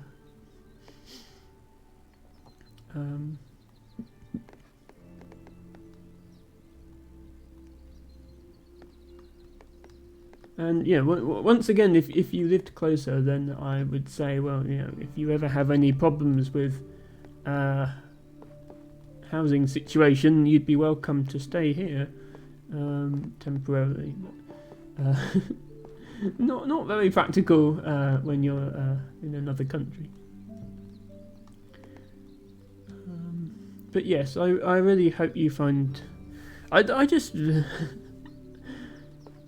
I mean, this applies to everybody, not just Ophelia. I hope that everybody finds what they need and finds happiness. But I especially feel that way about Ophelia. For whatever reason, Ophelia is just somebody who I really, really want her to be happy.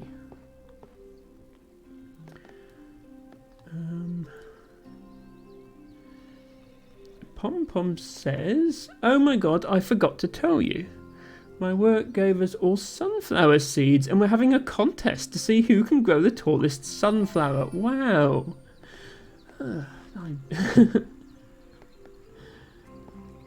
I've never been given a sunflower by my employer. I'll settle for a pay rise, but sunflower would be nice as well. That is really nice, Pom Pom. You'll have to share in the Discord at some point how big your sunflower grows. Yeah, sunflowers are a lovely, lovely flower. Like the way their head turns to face the sun, I always think that's so cute. Obviously, they're not a native species in the UK, but you do see them farmed sometimes, in which case there's quite a lot of them. And they grow well in gardens as well once they get big. Last year when I was botanising, I found 2 sunflowers in the wild. They weren't the sunflower that sunflower seeds come from. They were a relative of that, but obviously they'd been tossed out of the garden at some point, and there was this huge thicket of brambles and nettles that was 6 feet tall, and nothing else could grow there except the sunflowers had managed to pop their heads out the top of it and were just like poking up the top. Ophelia says, I don't like the thought of driving myself. Yes, that's also my main issue, I think, other people. Yeah, I mean,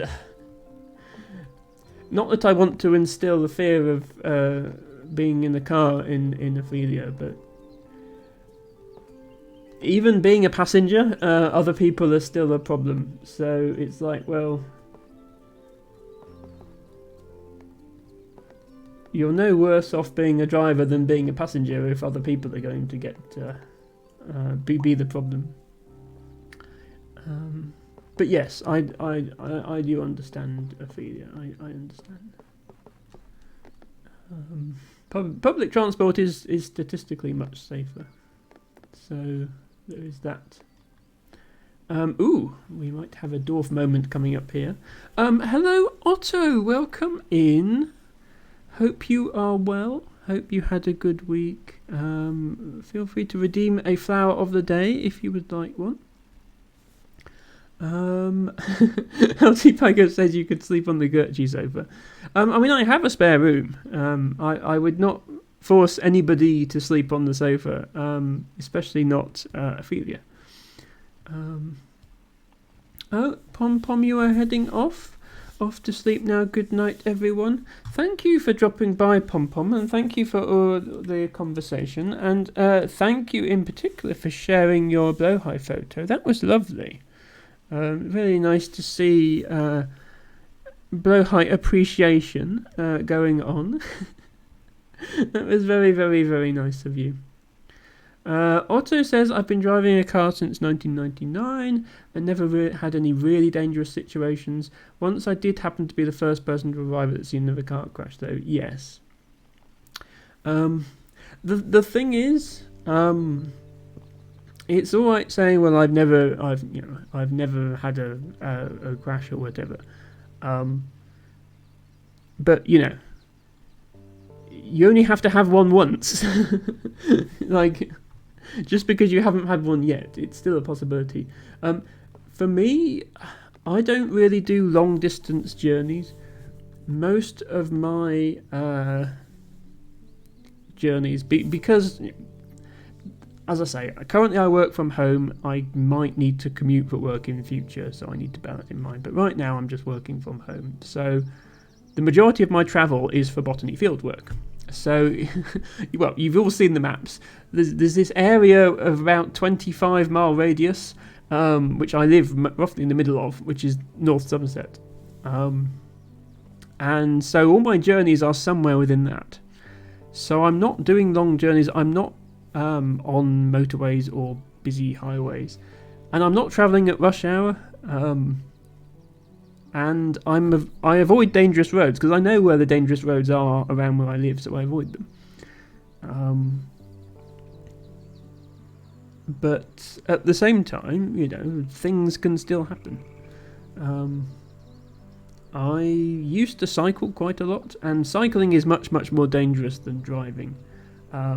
Especially in the UK, where drivers seem to have very little regard for cyclists. And I think I would cycle much more if there were off-road cycle routes available. But outside of major cities in the UK, there just aren't. If I want to go anywhere from where I live, I have to cycle along the main road with all the traffic. And it's not very pleasant. So I do tell myself, well, at least I'm not exposing myself to that risk. At least I'm in a modern car. I would probably, at the speeds I'm going on my botany outings, I would be safe, I think, relatively. Ophelia says, I know that, but if I know I don't have to control the car and trust the driver, I feel driving myself would be worse. Yeah, I can understand that. My mother has had several car accidents, always other people's fault, and twice she had to get a new car after the accident. Luckily, so far, not too badly injured, and I hope it stays that way. Yes. First of all, I'm sorry to hear that about those, Ophelia, and I do hope your mother is okay. But yes, there's this, as I say, no matter how good of a driver you are, sometimes you can't account for other people. And yes, although modern vehicles are very safe, injuries can still happen. Twice you had to get a new car as well. Yes, obviously it depends on the level of insurance you have. My insurance would pay for a new vehicle if I needed one. But then, as a result of that, I'm paying for the insurance every month. And for me, once you've got the vehicle, that is the single biggest cost of ownership. If you're someone like me who I don't drive that much. I just drive a few thousand miles a year. The biggest cost of the ownership is not maintenance or fuel, it's insurance. LT Bago says, I could probably get my license, but the DVLA would want to suspend it because of your mental health. Okay, yes, so yeah, it's unfortunate. As I say, my advice to young people thinking of should I learn to drive would be yes, but if for medical reasons you can't, then obviously you ideally we would live in a world where people didn't feel pressured to if they were unable to. Like, we should be accommodating of such people. Ophelia says it's not so much about the money, it's about the accidents destroying the cars. Well, absolutely, Ophelia, yes, I agree. But also, obviously, if you have to buy a new car, that is a massive expense. My mother apparently, hopefully, having a very good guardian angel. Yes, we will hope so, Ophelia. Yes, this is as Tiago obviously raises an important point, which is, when people talk about invisible disabilities, like, nobody is expecting a blind person to drive themselves, I hope, but there are other very valid reasons why people might not be. I actually didn't know that that was reportable to DVLA LT Bago, but I know there are mental health conditions that are. So, but thank you again for sharing that with us. But yes, I can imagine the insurance would be through the roof once the insurance companies got wind of that. They would not be happy. Anyway, I paused the door thing because I wanted to celebrate this moment.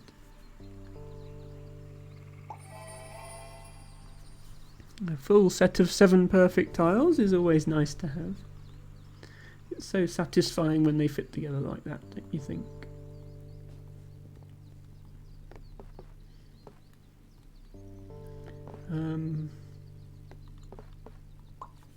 But yeah, in response to what Ophelia was saying,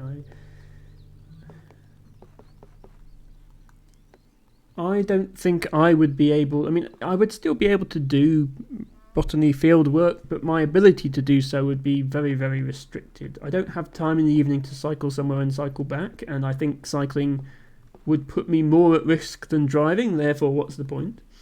And I mean, I live in a rural area. I can walk out the door and do botany, but I would be restricted to doing a much smaller area compared to what I can do now. And I don't think I'd be able to make a useful contribution to recording the UK if I was limited to only areas in walking distance.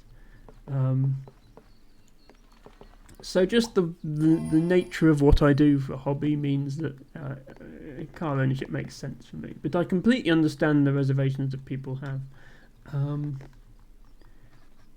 And yeah, as I say, in regards to the risk of it,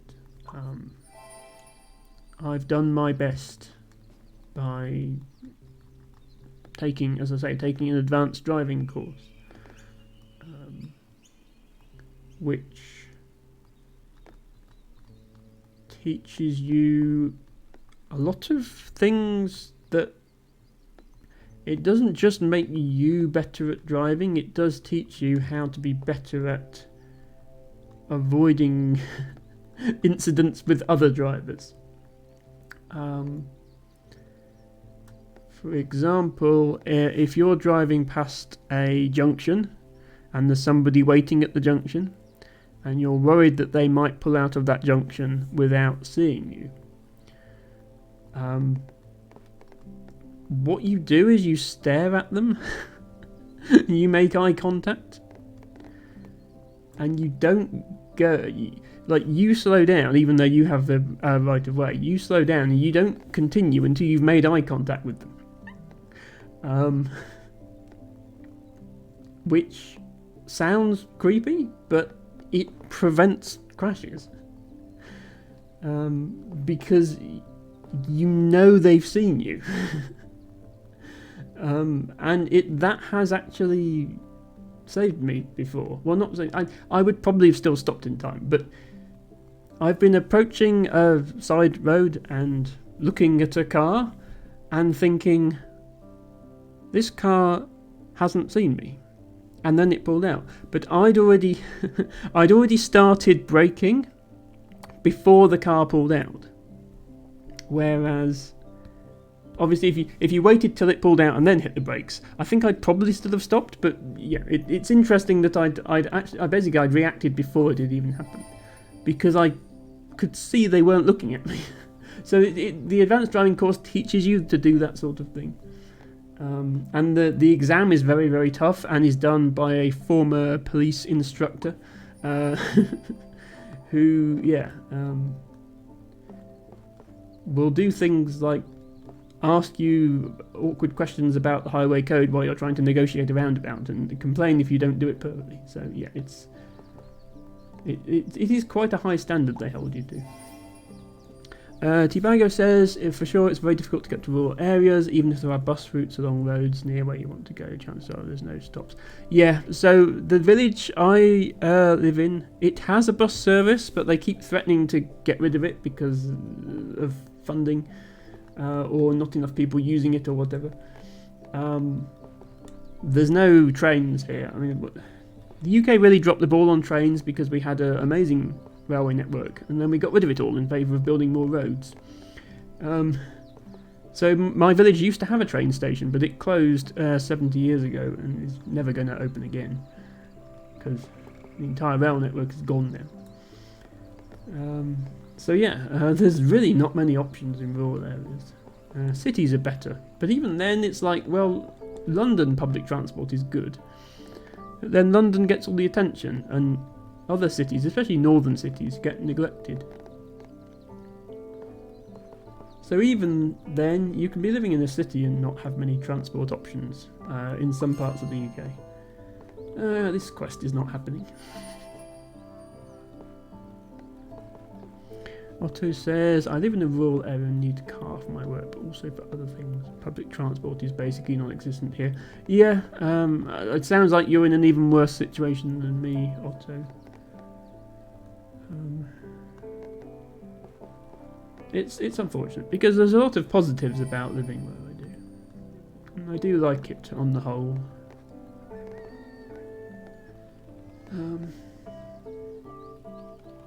Of course, I suppose circling back to the debate we were having earlier about AI, the fact that eventually, I mean, it will be decades still before it's commonplace, but eventually cars will be driverless.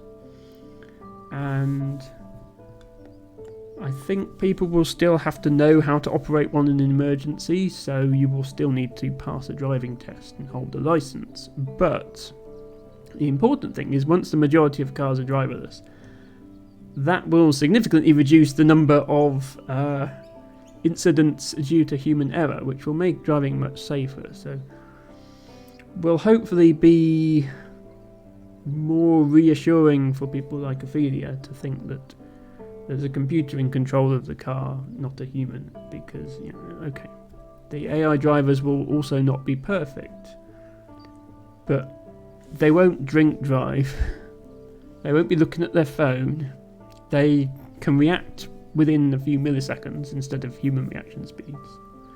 They won't break speed limits. They won't, you get some old person who shouldn't really have a license driving down the wrong side of the road. That won't happen with driverless cars. So it is something that will change. I still think public transport is better because environmental reasons mainly. But yes, it is something that will improve in as I say, in the next few decades, I think, hopefully. Anyway, Dorf enthusiasts, we have another 7 perfect placement to look at. It's so satisfying every time.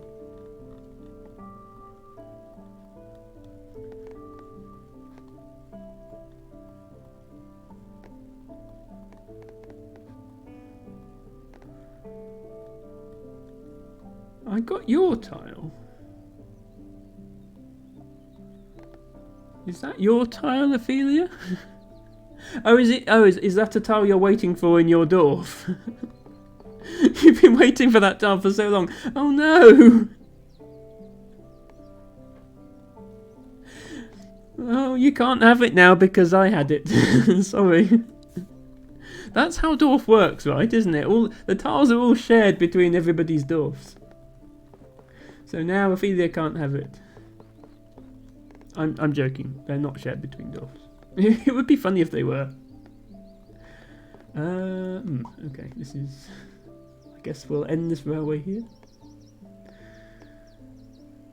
Very small railway.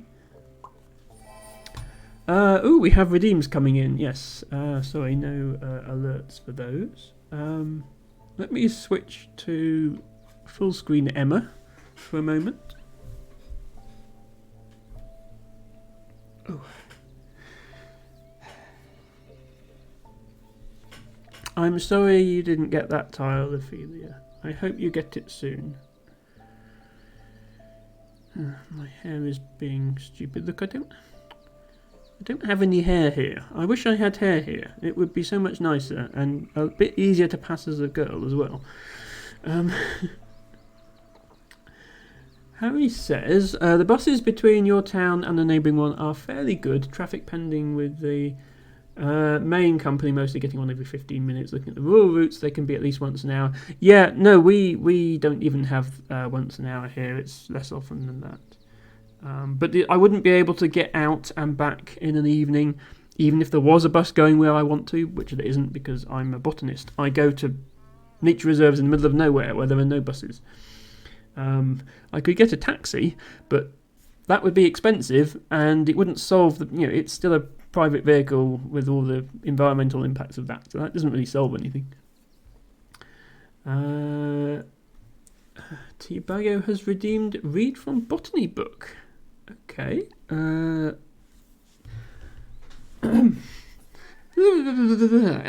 Bago redeemed read from botany book. Wild garlic, ramsons, cow leeks, cow's leek, cow leek, buck rams, broad-leaved garlic, wood garlic, bear leek, Eurasian wild garlic, or bear's garlic. Tiago, are you just picking the ones that have the most names? We will get that done in just a moment. I noticed we also had drink water in a stretch. LT Bago redeemed drink water. LT Bago redeemed stretch.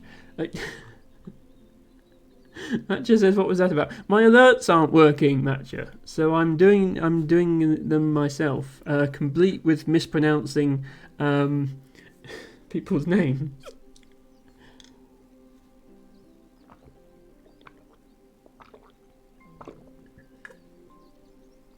Ooh, a big drink. Otto says, I couldn't live in a big city anymore, so definitely like it here, despite lacking some things that only urban areas have. Yes, I think, Otto, I feel the same way. I have lived in the city, again, when I was at uni. And like I said I could live in that area, and I think that's true. I could live in that area. But I would definitely want to live more out of the city than I was, obviously being in student halls of residence and then in a shared house with other students near the middle of the city. It was a lot busier. For me, I don't like crowds of people. I don't like noise. I don't like when it's busy, and it's partly a neurological thing. Like, my brain shuts down if there's too much noise, and especially if there's two people talking at once, I can't follow either conversation. So I really don't get on with crowds because of that. But also, I just like it to be quiet. I just prefer it that way.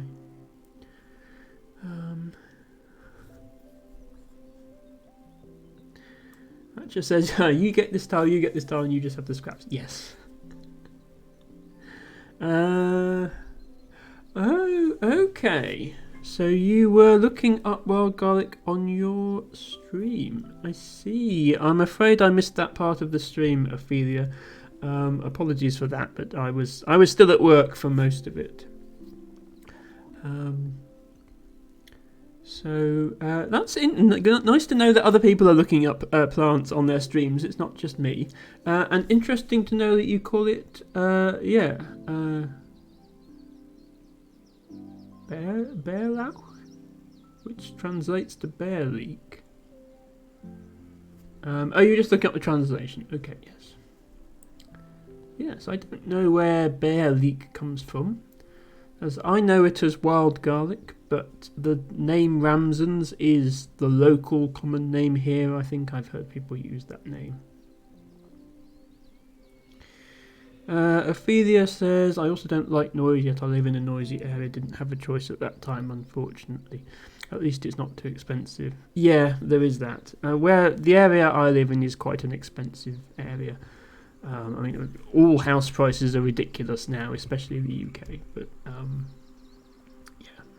my area is pretty expensive, and I am fortunate that I was able to afford this house. I mean, I will be paying for it for the next 20 years still, but I'm 25 years actually. But yes, I am fortunate I was able to afford a house of my own in a relatively nice area, and I do appreciate that I am fortunate in that regard, and not everybody is in that position. If I could do anything at all to change that situation, I would, you know.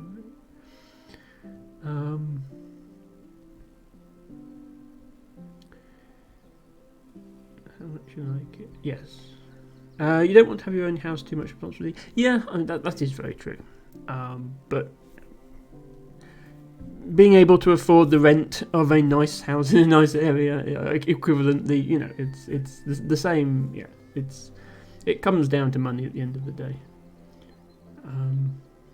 I can see, I can see wanting, you know, someone else to take care of the property. I mean, if an apartment is all you need, then that's absolutely fine. But it sounds like it'd be nice if you had a slightly nicer apartment than the one you've got, from the sound of it. Only if it was a small house. What about your snail simulator house, Ophelia?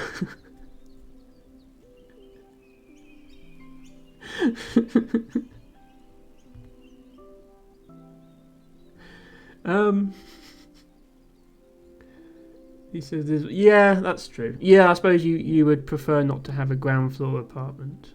I mean, my house is 2 floors.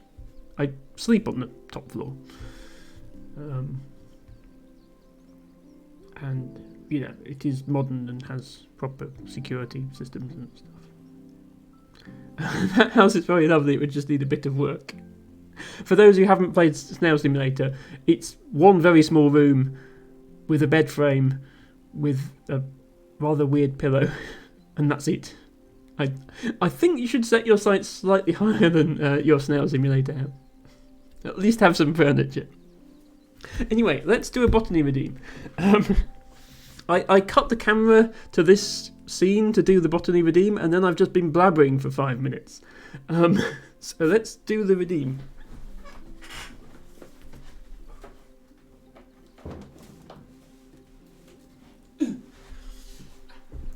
Honestly, I'm almost as bad as Ophelia. Almost. I haven't yet managed to do an entire stream without any gameplay whatsoever. But we're heading that way, you know, maybe one day. Hello Y2J Twitch, welcome in. I hope you're having a good week.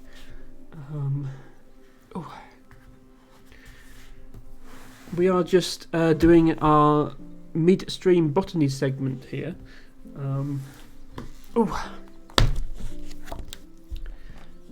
Right. Yes. Actually, do a quick shout out. To Y2J. Shout out Y2J_Twitch. One of my favourite streams and very, very underrated. They are currently playing one of the Pokemon games, and they're trying to beat it without using any moves or items. And somehow they've made it to the Elite Four. And I never realised before watching their stream that there was so much complexity to a Pokemon's moves and like the game mechanics. It's so complex. They were like going into great detail about how they were going to defeat the Elite Four without using any moves on their Pokemon, which obviously requires exploiting various game mechanics to damage the opponents without attacking them. And it wasn't it at one point you worked out that if the enemy Pokemon had hit points that were a multiple of 4, then it needed to take damage or something like that. Like just like the mind boggles how this is. Yeah, given that a casual playthrough of the game is basically level up your Pokemon and then use their most powerful moves repeatedly, the amount of depth to the mechanics is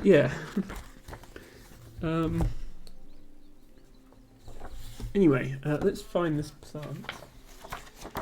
But yeah, best of luck, Y2J. They had a couple of failed attempts at the Elite Four, and yeah, part of the stream it sounded like they were discussing something much more complex than Pokemon. It's like, what are they talking about? And then you realise it is just Pokemon. Ursinum. Yeah, that's interesting. Ophelia, you were mentioning that it's called bear leek in German. The scientific name is actually bear leek as well. So Allium ursinum. Allium is the family, the leek family. And then Ursus is Latin for bear. So ursinum is also a bear reference. So it sounds like it's pretty much just English that doesn't call it bear leek, or at least commonly, which is interesting. So yeah, Ursus being bear. Hello, Lana. Welcome in. I hope you are having a great day. So nice to see you here, and thank you for redeeming a long-headed poppy as your flower of the day. Speaking of flowers, we just had a request from, I guess, a sort of joint request from LT Bago and Ophelia to look up bear leek, aka wild garlic, aka ramsons. Y2J is about to start a stream. Okay, hopefully our stream is actually working now, so we'll head out. Have a great rest of the stream. Thank you, Y2J. And if you're about to play Pokemon again, good luck with the final Elite Four. And I'll definitely drop by later to see how it's going. Right, let me get a picture up so you can see what this plant of many names looks like. One thing that I can't convey to you over the internet is the smell. It is a very, very garlicky smell, and it can be quite overpowering. I don't know if this is the case where you are, Ophelia, but in this country, there are entire woods that are sort of carpeted with wild garlic, and when it's in flower, you can really, really smell it. We have bluebell woods, but bluebell woods are a lot nicer, I think. People like bluebells. But you have bluebell woods, and then if it's not a bluebell wood, chances are it's carpeted with wild garlic instead. So let me get the scene sorted here. That's that one, and that's that one. So on the left we have a close-up of the plant, including its flower. And on the right side we have a typical wood carpeted with wild garlic. And yeah, as I say, the smell is not something I can convey, but it's a very, very garlicky smell. Ophelia says, I might have looked that up when I learned about bärlauch the first time, but that was a long time ago. Brain cannot store everything. Indeed, even I struggle to store botany facts in my brain sometimes, believe it or not. Vampires would hate this place, Matcha. You are quite correct. I don't know. It depends on whether vampires' aversion to garlic is specifically the garlic that we eat, or whether it means anything in the allium family. Because if it does mean anything in the allium family, then like a leek would be just as effective, and in fact would make a better weapon. Like you could hold a leek like a sword and just like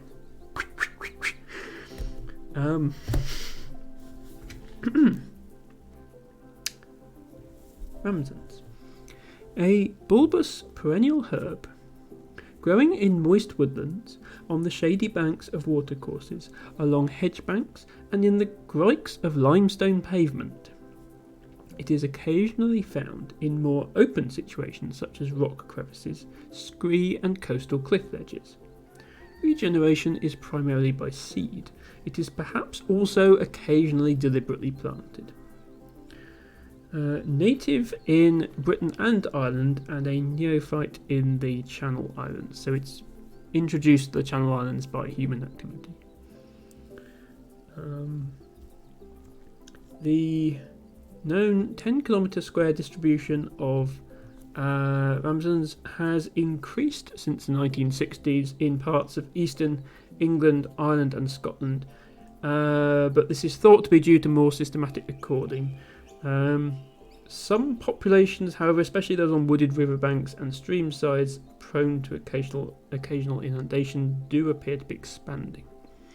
So not a threatened species by any means, as you can see from the pictures here. It does prefer shaded areas, but it will spread readily in pretty much any suitable shaded area.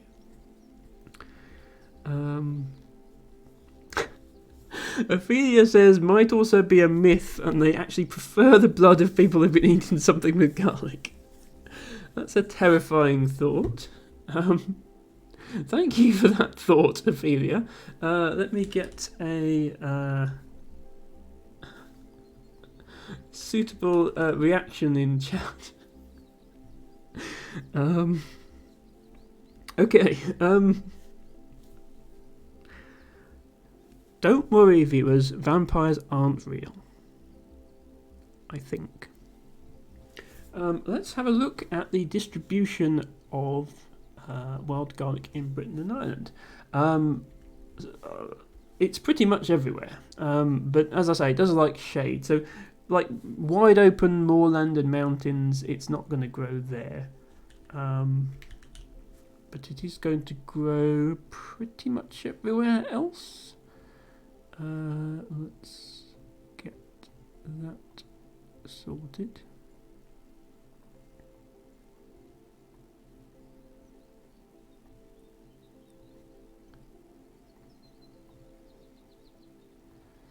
Okay, yeah, so it is to some extent a map of where there's suitable habitats. There we go. So a lot of the places where it looks like there aren't any is going to be due to under-recording. We've established before that this area of the country is not really being recorded, so it looks like there's a band of it here, but there's actually probably lots here as well. But areas, for example, the Wash, where it's all wide open farmland and there's no forests, there's not going to be any there. There's not going to be any in the Scottish Highlands. It wouldn't grow under coniferous trees, and it wouldn't grow on mountains. But where I live in Somerset, there's tons of it. This dark red blob, that's mostly me responsible for that blob. For reference, on this map, the darker the dots, the more recently the records have been made, and the darkest colour is since 2020. So all this big dark blob here, that's me. But you can see Somerset is far from the only place where it's plentiful. There are several areas where it is common, including sort of the Peak District area, and then up here in the northwest. LT Bago, who's I will not dox, but he lives somewhere in this area, will probably be quite familiar with it. How comfortable is your couch? Asks Ophelia. Well, I did say you wouldn't have to sleep on the couch if you came, but it's if you want to sleep on the couch, it's fairly comfortable.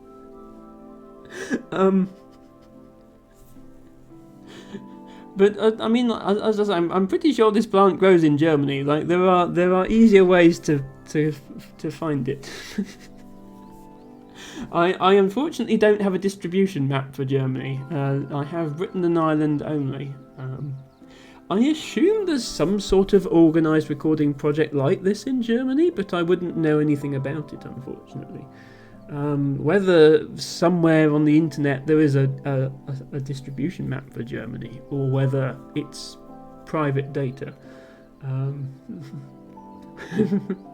Just not as much. Okay, yeah, no, it's if there's one plant we're not short of in North Somerset, most of our woodlands, I mean, we don't have that many woodlands, but most of our woodlands look like this at this time of year.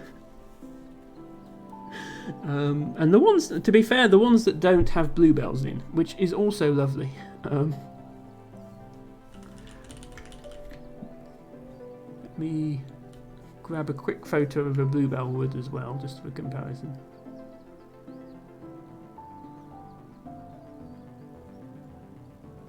Okay, that one's... All of these photos have been oversaturated, which is a bit unrealistic.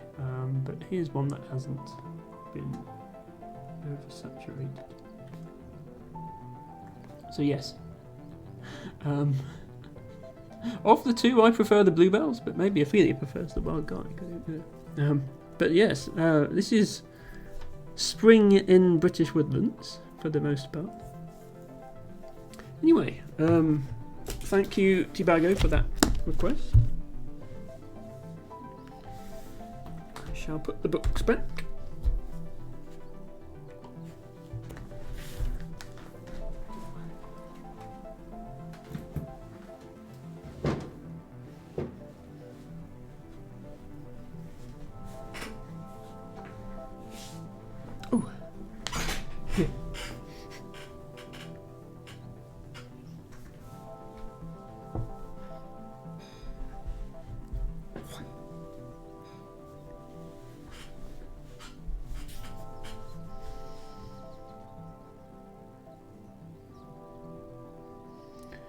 Right, we shall return now to our dorf.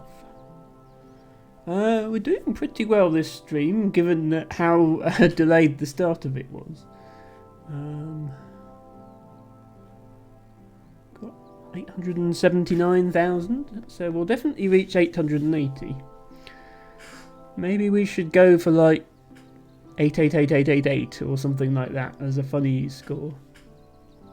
Botany class is over, Matcha. I hope everybody was taking notes.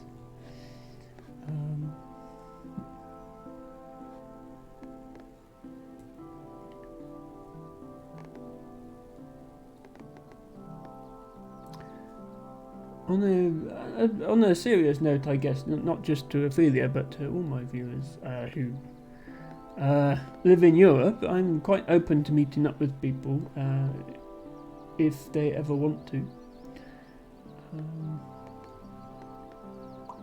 Especially if they want to come on a botany field trip. That would be very interesting.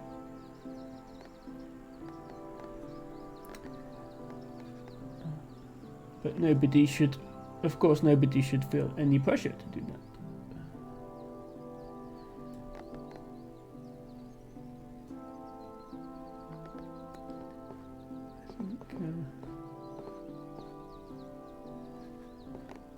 Weirdly, I don't know any viewers who live anywhere near me. LD Bago is probably the closest, and he's still a few hundred miles away. I don't have many UK viewers. I have European viewers, and I have American viewers. But I don't know. Do I not appeal to you? I mean, assuming UK people watch Twitch, which I'm sure they do. I don't appeal to them for whatever reason.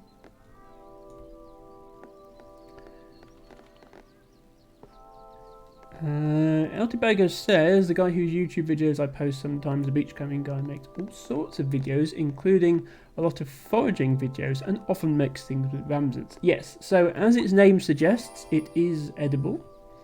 It does taste of garlic.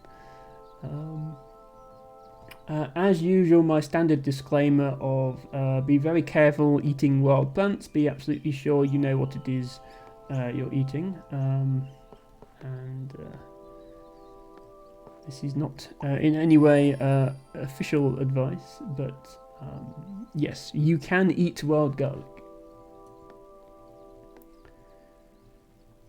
I have never done so myself, but maybe at some point I should.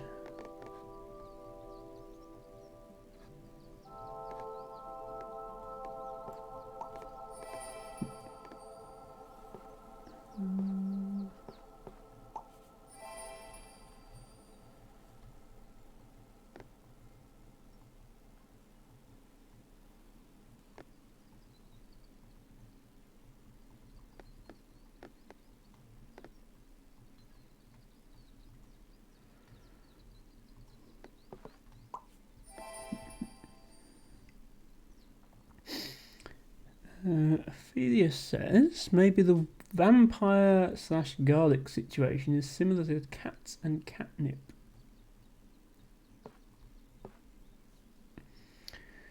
A few years ago, my mother told me about a neighbour who would grow a lot of catnip, believing it would help keep cats away.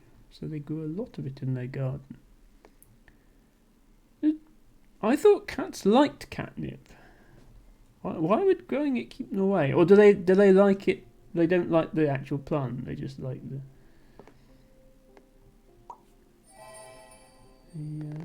Yeah, that seems.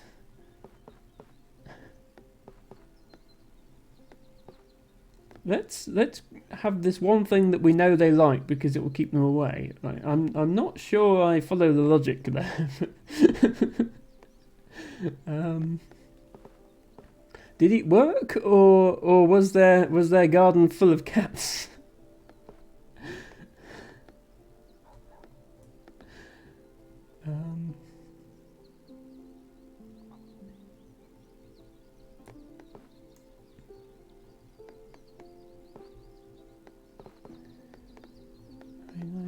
I have done a lot of cats love the garden even more, of course. Yeah, I thought that would be the case.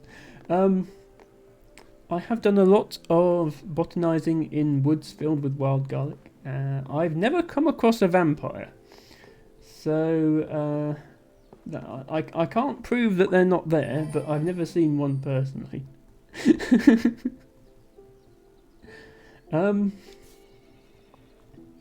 Yeah, to be honest, it can be quite creepy, being in a dark wood on your own. Later in the evening, like, you know there's no one else around, but then you hear a noise and like I mean, I know the noise is just an animal or whatever, but it can still be a bit creepy.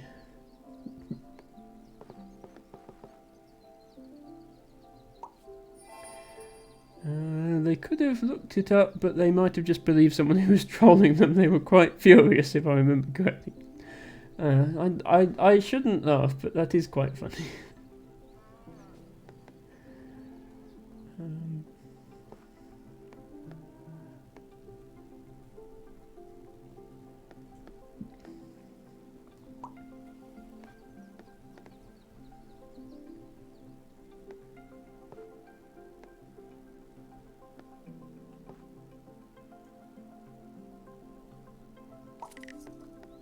Catnip was ripped out pretty quickly.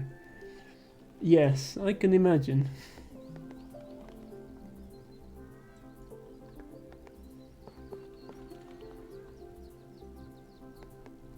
Never had problems with cats where I am. My parents have had a lot of problems with cats. My parents, my mother likes feeding the birds, and she has a elaborate bird feeder. She's always peeking out and seeing which birds are showing up. But yeah, then cats come in our garden and catch them and eat them. So, I mean, it's a problem in the sense that cats are not a natural part of the ecosystem here, and they're eating birds, which are a natural part of the ecosystem. So it's a problem in that regard. I mean, it's not much of a problem, but it's more just a little bit upsetting to see birds being eaten when you were hoping to watch the birds doing the eating, not the other way around. But yeah, I don't know if it's... People say, oh, cats are, eating all the baby birds. I don't know if it's actually like a problem, as in it's having a notable... Because there has been a massive decline in a lot of bird species in this country. But I don't know if it's actually caused by cats as opposed to just, habitat loss. No, it absolutely is their instinct, and I suppose nobody's blaming the cats. I think it's more blaming humans for introducing cats to somewhere where they aren't natively found. I completely understand it's their instinct. Some people have indoor cats, which avoids that problem. But again, you might not have the space for that or whatever. I very much doubt the cats are the cause. Yeah, as I say, I don't know if it's a significant effect or not. There are a lot of cats around here. Who presumably are being fed by their owners, but still feel the need to go out and hunt, which, as Ophelia says, it's their instinct.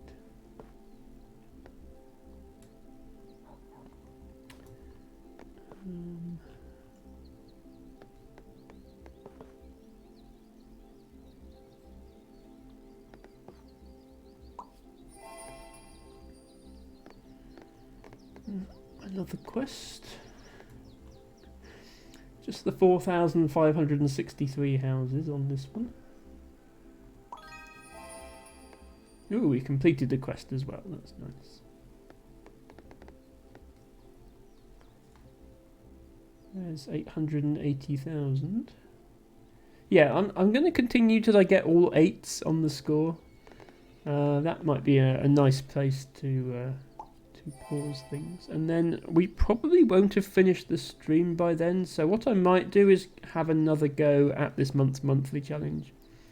So far I've only tried it once, that was on stream, so I'll go back and try it again.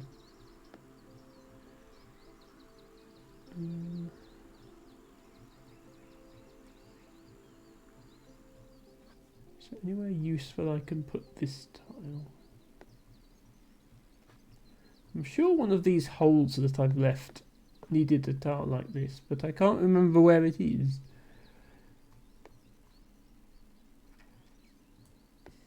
I suppose somewhere like there would be helpful. There's probably somewhere that needs exactly this tile, and I'll be annoyed when I don't find it. That's not quite it.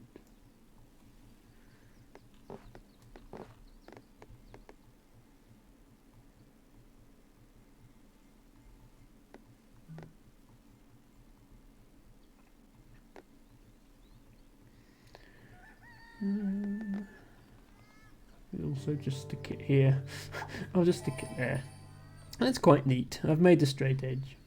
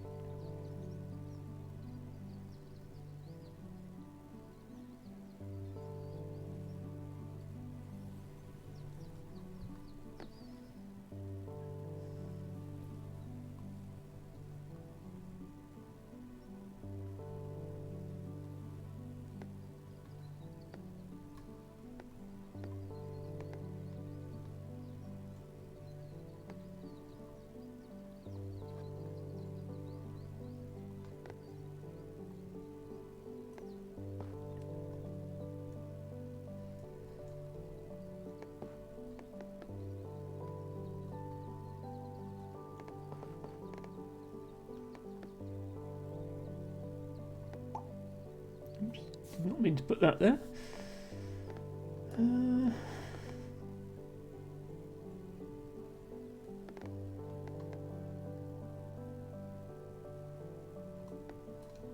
This is probably okay.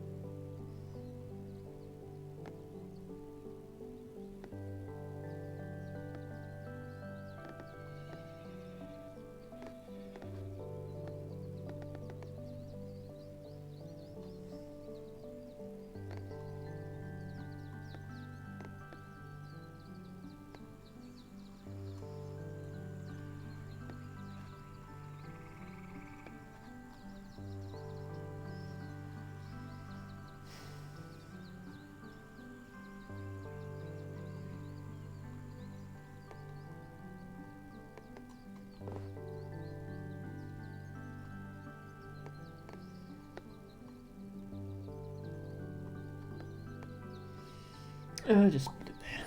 Can't find a better place.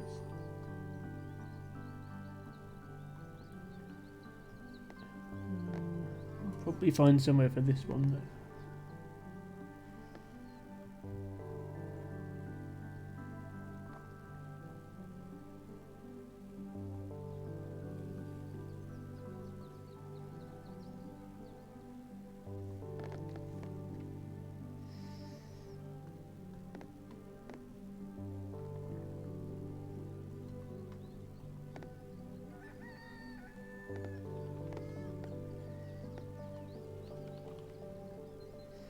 Ophelia says, this is the only field tile I don't mind. Oh, the one that... is that because it has the minimum amount of field on it? Yeah, well this one is usually quite easy to use. Having said that I'm not finding a place for it. Here it's probably fine. Yeah, well, for those not in the Dorf Romantic Discord, they did recently share some concept art from the game. And both myself and Ophelia agree that the fields look rather nicer in that concept art. Let me just find it on the Discord.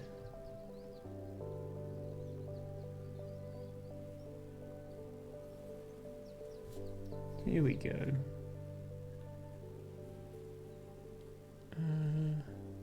A small picture, but I can zoom in. Let's go back to screen. This is concept art from Dorf Romantic, and you can see it's basically the same game, although we never did get hot air balloons. There are birds that fly over, but there are a couple of things to note. One is the fields just have a lot more texture to them, and also they're dotted with trees, which I guess I can see why the trees were taken out, because it's easier to see what type of tile it is without confusing it for a tree tile. But I just think the fields look nicer in this screenshot. And also, in the middle here, there seem to be flower fields. I don't know if flower fields were planned as a separate terrain type, or whether that would have just been the plain land would have connected to them. But also very disappointed that flower fields didn't make it into the final game. I do think this screenshot is not screenshot. This concept art is much prettier than the final game, which it obviously concept art is always prettier than the final game. But yeah, it's just a shame that some of these features didn't make it in. But it's still a very nice game. The flower fields are nice. Yeah, so the windmill did make it in. There's a windmill here. It looks like the trains were slightly more realistic as well, as in it actually had a carriage on it. And yeah, there were different types of trees. You've got these trees here down the bottom right that are more like the dwarf trees, and then you've got these tall, thin ones. But yeah, as Ophelia says, the flower fields look. It may be. I mean, it's from a gameplay perspective, it is easier to distinguish the terrain types in the current game. This would look a bit cluttered, I think, if you were trying to identify where to put your next tile. And I can see why they might have erred on the side of making the gameplay more clear. But yeah. It would be nice if there was even if it was just like a setting that you could change. It would be nice if there was a more artistic option of the game. I mean, I say that obviously the artisticness that they did add to the game was the biomes, which I always play with switched off on stream, just because it's easier to see where each tile needs to go if everything's the same colour. But yeah, so they did something at least, which was this, which is fair enough. But you know, recolouring, all they've really done is recolour the fields, which doesn't really make them look any more realistic. In fact, it makes them less realistic. Ophelia says if they would at least add an effect like on the water, something that shows it's not static. Yeah, so the water might be difficult to see on stream, but the water texture is moving back and forth slightly to sort of simulate waves. And the houses have well, they don't here, but The houses sometimes have smoke coming out the chimneys and stuff like that. So things are a bit animated, and yes, if the fields were slightly more animated, that would be nice. They are just sort of flat blobs. Yes, yeah, wind breeze blowing over the corn or the wheat or whatever it is and showing it moving. That would be nice. You are, as usual, Ophelia. You are quite right.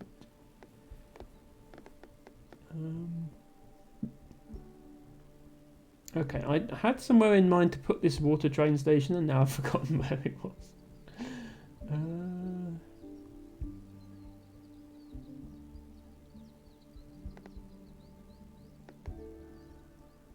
It was somewhere in the railway area.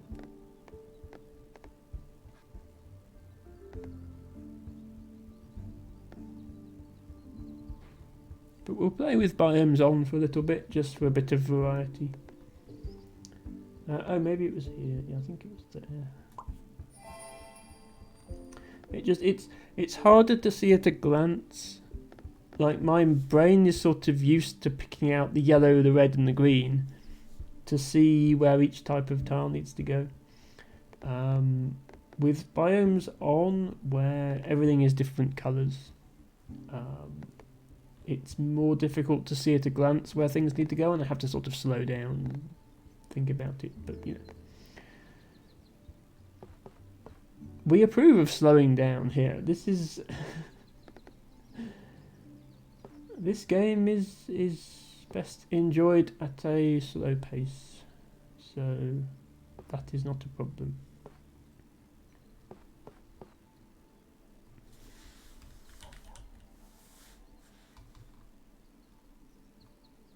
We approve of slow. A slow stream is good stream. Hello, the RE. Welcome, welcome, welcome. Thank you so much for redeeming a sorrel as your 25th vow of the day.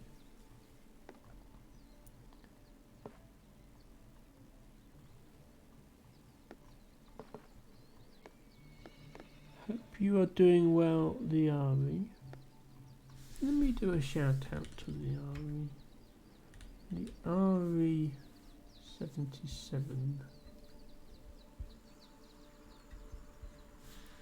The RE, besides being an awesome penguin, also does crosswords and sometimes will play Infiniwords on their stream, which is the anagramming game that viewers can participate in. Does co-working streams sometimes.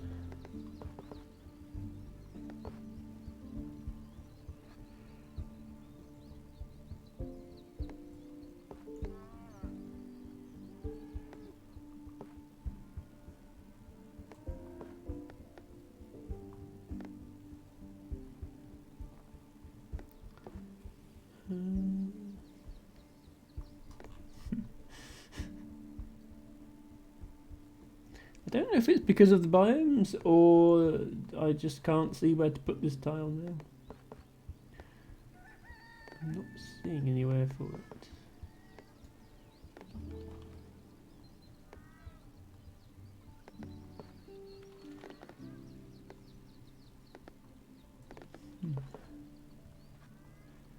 Oh well.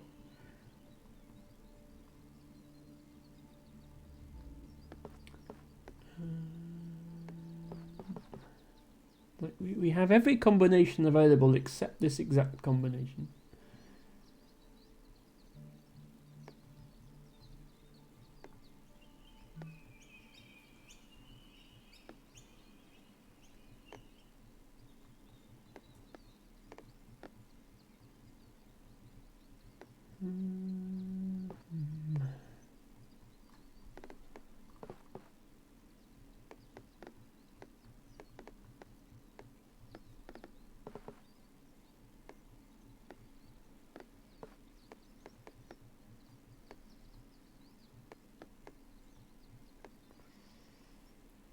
Yeah, that's probably be alright.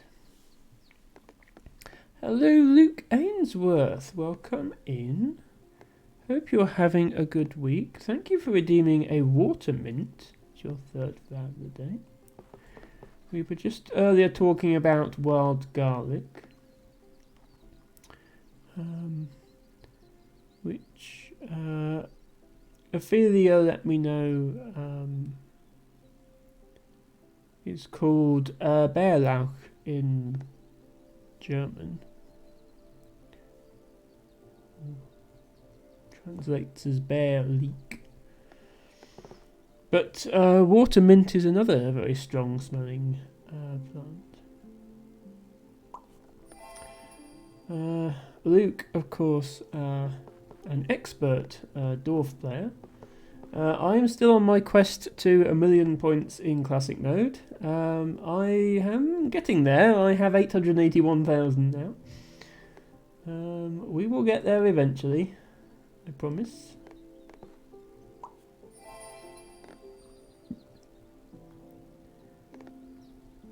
And Luke is offering a short hello. Well, hello, Luke.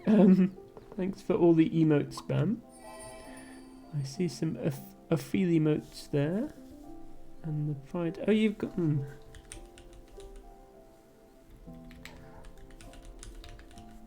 I've only managed to unlock the left pride wing, so between me and Luke, we can do both of them.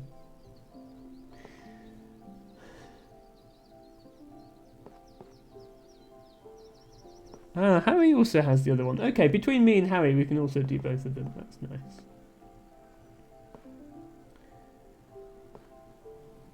Hello, Alhuno. Welcome in. Hope you are having a good week, and if not, I hope the weekend is kinder to you. We are just playing a little bit of Dorf. I'm still on my journey towards 1,000,000 points. Which is going pretty well. We're up to 881,000. Ah, Ophelia has both pride wings. Oh, so does Luke. Okay, never mind. It's just me and Harry who are stuck with one each then. I'm glad to hear that you have been collecting hype train emotes, Ophelia.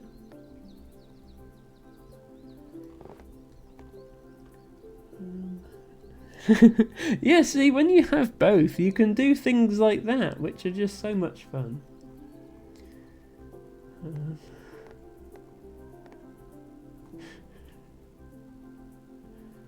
Yeah, we can only make one-winged creatures, me and Harry.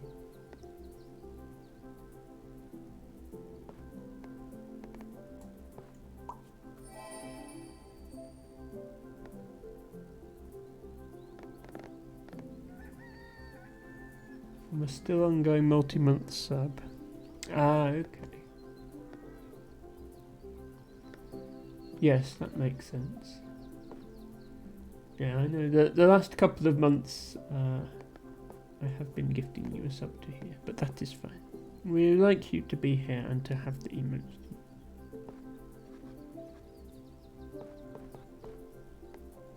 Ah, I see. Oh, that's a good point actually, Ophelia. That hadn't occurred to me. Save my resub message for when a hype train is going in order to get the emotes. That is a good trick, Ophelia. I'll have to remember that. And I hope that you will soon be able to sub once again. Not because I want the subs, just I want to hope that your financial situation improves. But yes, I hope you are in a place where you can have all your favourite emotes.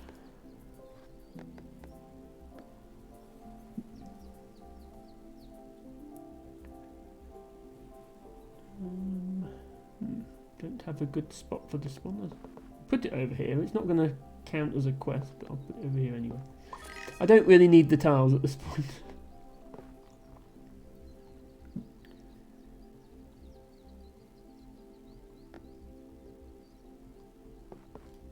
Luke is obviously quite a big supporter of many streamers, as he already has all 75 Hype Train emotes. Well, congratulations, Luke, and thank you for the support you've obviously lent to various streamers.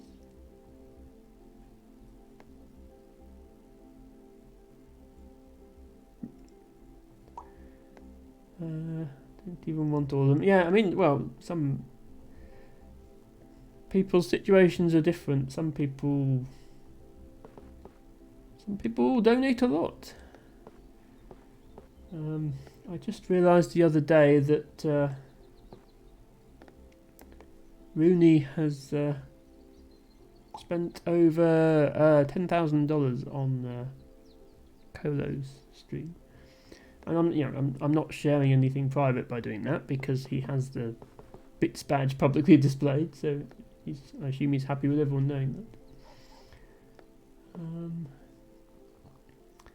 Luke, on the other hand, has given 22 bits. Thank you, Luke, for the 22 bits. That is very, very appreciated. Oh, I see what you're doing. Yeah, sharing the love each day of the month so far. 22 bits for the 22nd of March. That's very nice, Luke. So are you giving bits to a streamer every day and giving the amount that the day is? That's a nice idea.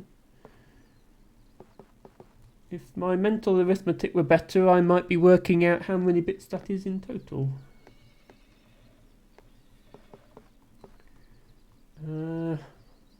What's the formula? N plus 1 over 2, so 31 times 32 over 2 is about 3,600 and something divided by 2, so about 1,800 bits to do that per month, which is actually not that many. That's a very nice idea, Luke. I like that.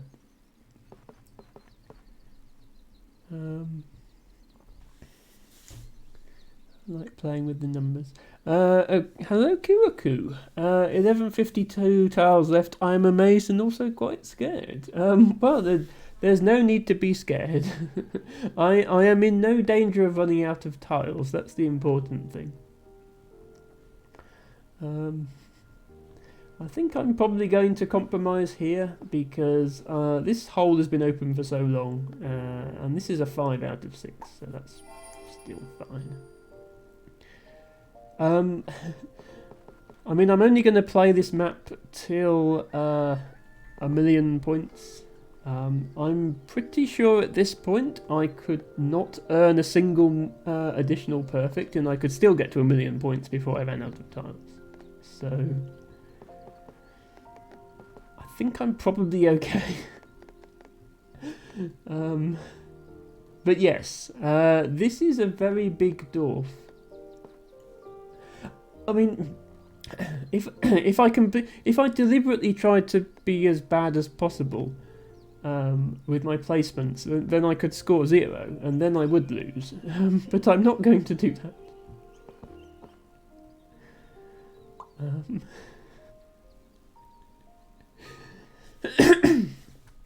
But yes, I'm going to go till 1,000,000 points. But I will be playing Dorf after that. I will still try the monthly modes, and I'll probably give hard mode another go. I've never managed to get more than about 30,000 in hard mode. A certain Mr. Ainsworth here has an endless hard mode run going. Can't remember if you got to 1,000,000 or not yet, but yeah, a very big hard mode dwarf. So it is possible. Whether it's something that I'm capable of, we'll have to see.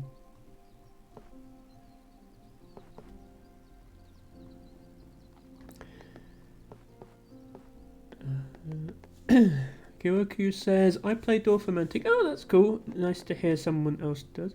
Maybe not every day, but everything about 30 tiles. Yeah, not going to happen on my part. Yeah,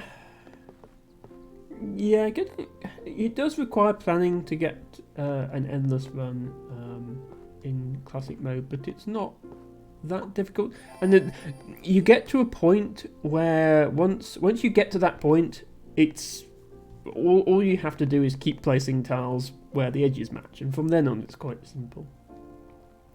Like here, my map is so big now that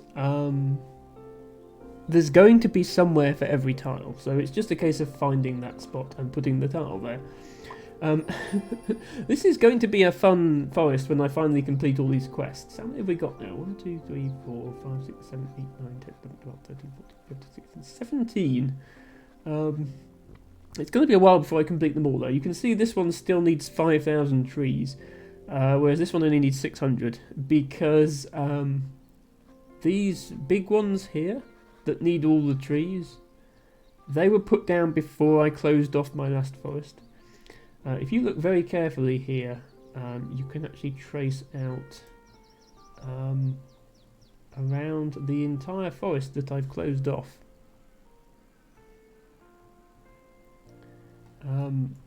But it's big. I mean, I'm zoomed out there as far as I can, and I can only just get it all on screen.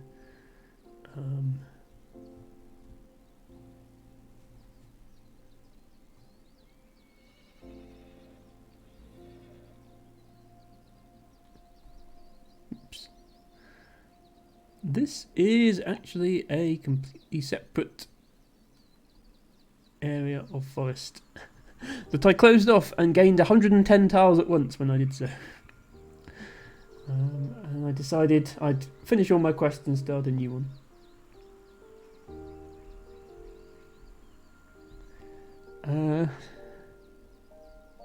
Kiroku is role-playing Dorf Romantic. Building a Dorf that matches where you live, perhaps. I live in a rural area, IRL. It would be quite hard to build in Dorf. There are no railways here, and not many rivers, and not many forests. In fact, it's pretty much all farmland, so I would just need to turn on fields all the time, and like IRL version of Dorf for me would look like this. And then Ophelia could not bear to watch because it would be all fields. We wouldn't want that.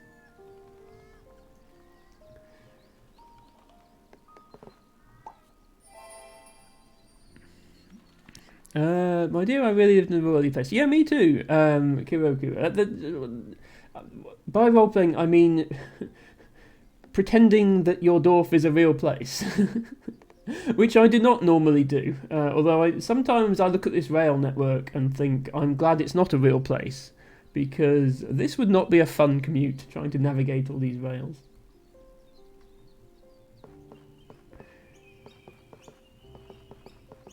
Oh yes, Ophelia, if it was those flower fields, I wonder if it's possible to mod Dorf Romantic, because if I can replace these fields with flower fields, I would do that in an instant. And then I would play this game so much. Like, if you think I play this game a lot now, if it had flower fields in it, I would play it even more. I suppose I could program my own version of Dorf. I don't know if the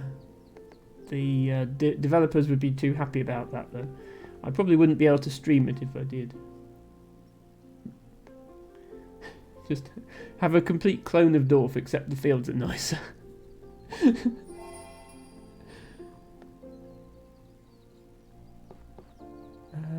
Luke says, I know a streamer who's taking care about the animals on the tiles. Oh, that's nice. Yeah, a lot of the tiles have animals if you look very closely. My Dorf is a bit big to really find it, because the thing is, the animals are mostly on quest tiles, and as your Dorf gets bigger and bigger, the quests get rarer and rarer, more and more rare, which means that you don't find animals so much, which is a shame, but you can always start a new Dorf if you want.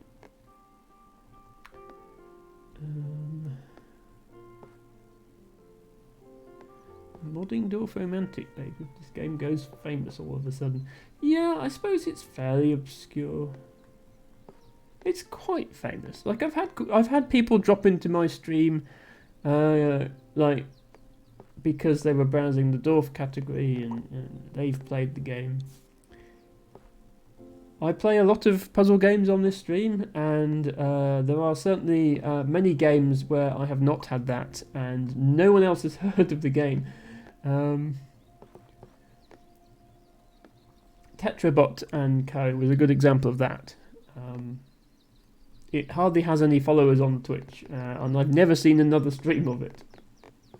Very, very obscure game, but it was fun. I enjoyed it. So,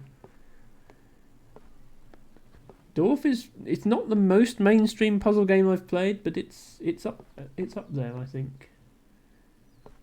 So yeah, but yeah, not famous enough to have a modding community certainly. At this point, you basically build a small city. Yes, it's not really Dorf Romantic anymore. It's Stadt Romantic. I did calculate. I did calculate the population of this Dorf at one point.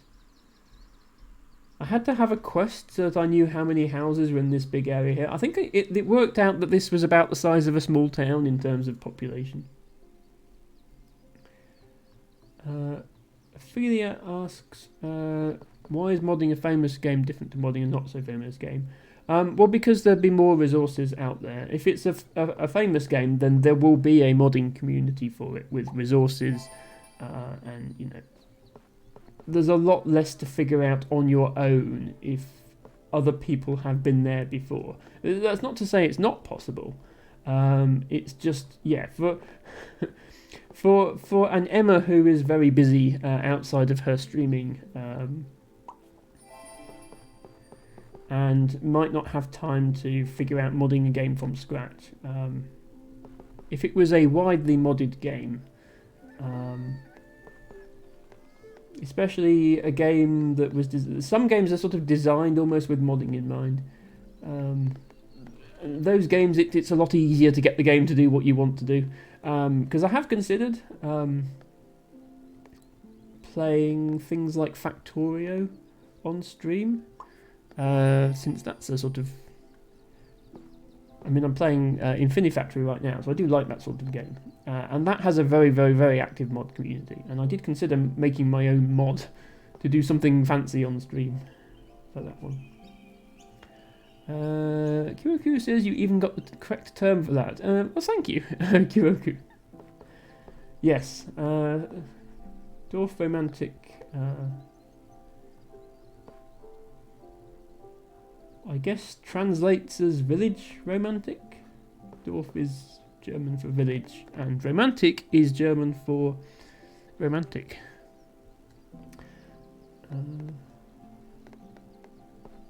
Yes, here is a tile with an animal on it, which we were just talking about. There is a little bear. But don't worry, he has a nice big forest to roam around in. We are very strict on our planning regulations here in Dorf. We don't allow anyone to build in this wood. They can only build over here. So the bear has plenty of wood to roam around in.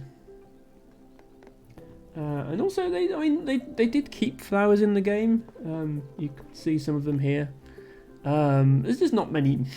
There's not entire fields full of them.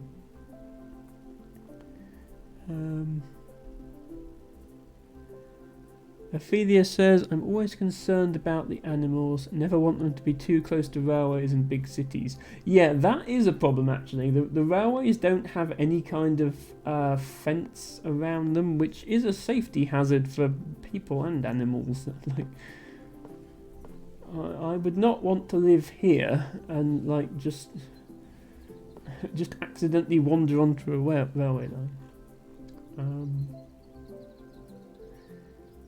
Yes, well, yes, I do have a big area of the map that's just trees, and there's quite a few animals in here, I think, if you know where to look. Yeah, in the area that's all quests. This tile has a deer on it. This one has a wild boar. That one has a bear. Bear. Bear. Lots of bears. There's just a line of bears here. And there's a deer here as well. So they're relatively safe. There's no railways here. There are a couple of houses. They've got a nice big forest. Luke says, unfortunately I need to go to sleep. Yes, it is getting late over in Europe land. Wish you a lot of fun and success. Have later a good night and sweet dreams. Thank you, Luke. That's very sweet of you. And thank you for the hug. Even though my bot messed it up because it doesn't have the emote. Thank you, Luke. Guess it must be getting late for you as well, Ophelia.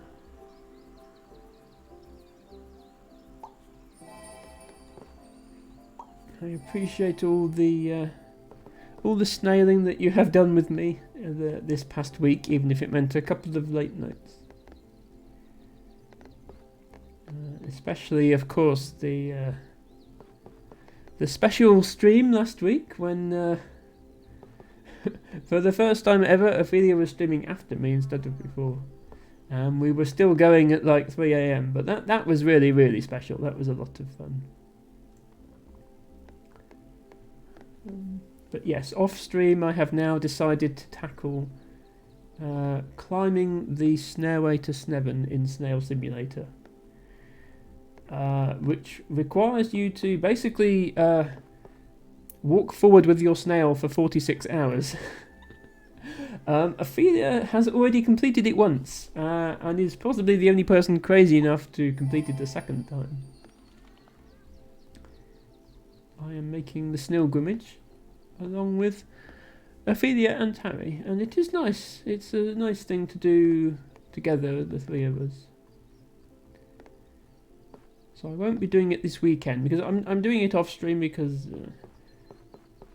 not that streaming 46 hours of snailing isn't a perfectly good thing to do, but I'm not going to do it on my streams.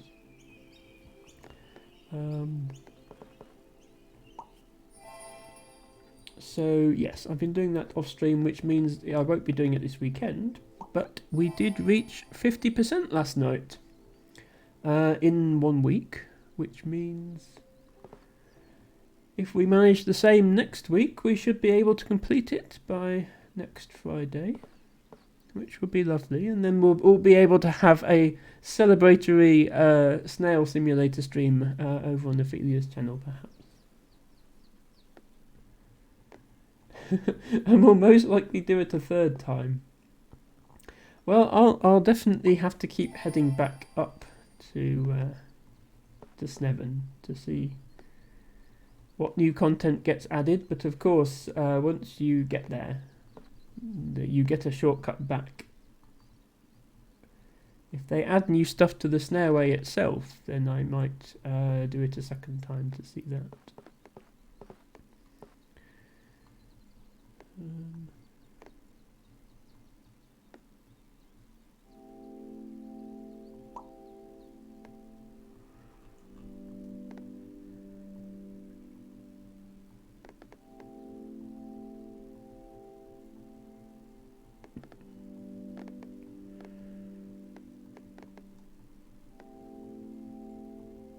Yes. Now that there is a little tribute to me at the top of the Snailway, courtesy of Ophelia, I sort of feel like I have to. It would be rude not to at this point. I still can't quite believe that that's actually in the game.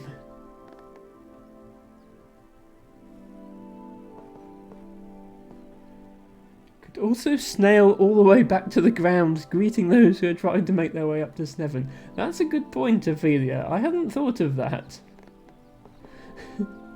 You could do the Snailway in reverse, yes, and try and...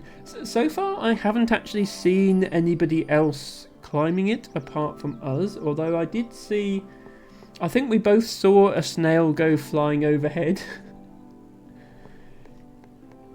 from somebody who doesn't really get the spirit of Snail Simulator and is trying to speedrun their way to Sneven.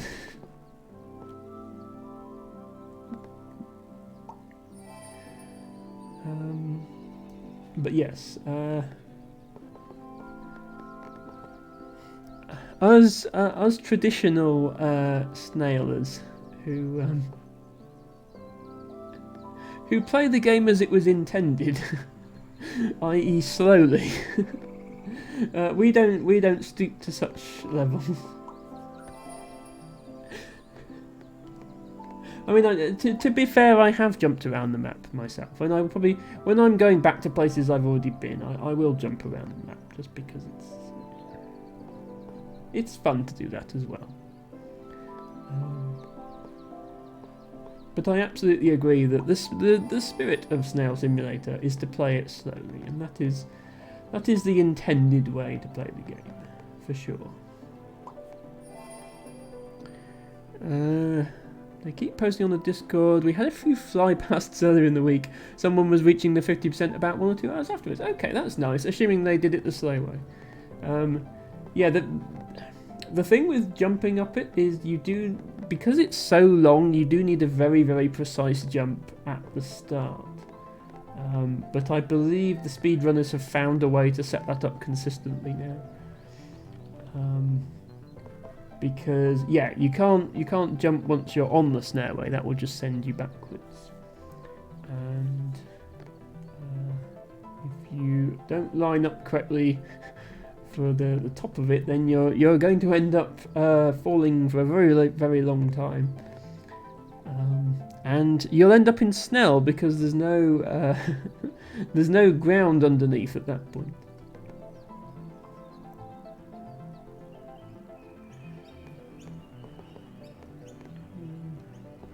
But yes, I can understand speedrunning. I mean, that if a game exists, then somebody somewhere is speedrunning it. I mean, I speedrun Dorf Romantic, which is clearly also meant to be played slowly and enjoyed. So I don't have anything against the speedrunners. I think the actual game content, though, should definitely focus on slow snailing, I think.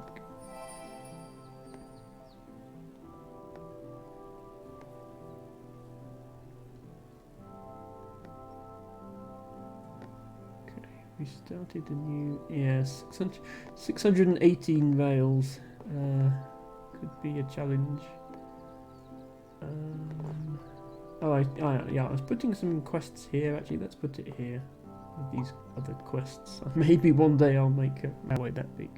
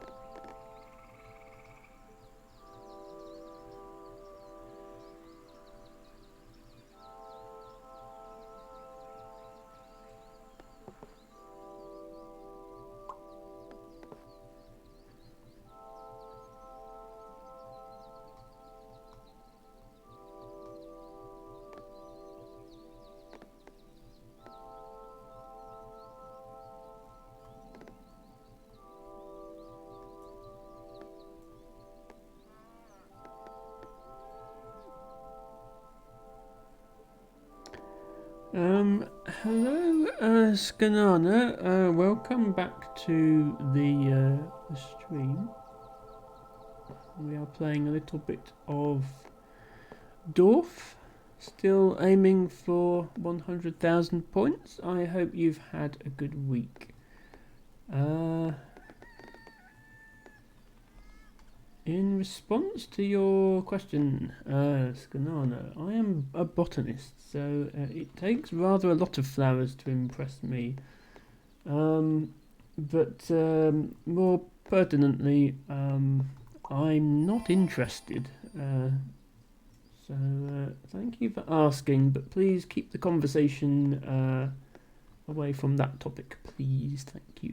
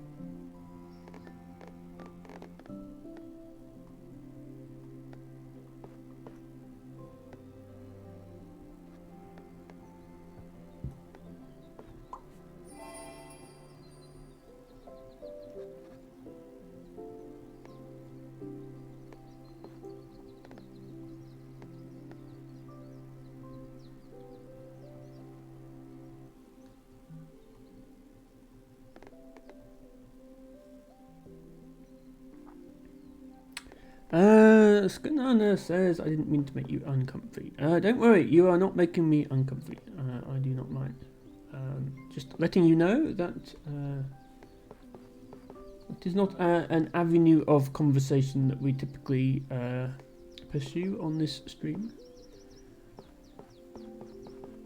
If I see a new flower, I will name it Emska. Okay, after me, I assume. I mean, good luck discovering a new flower. Not something that happens much these days, unless you're in the depths of a rainforest somewhere. But good luck with your expedition that you apparently might be embarking on. Well, exactly, Skanana, you're quite right there.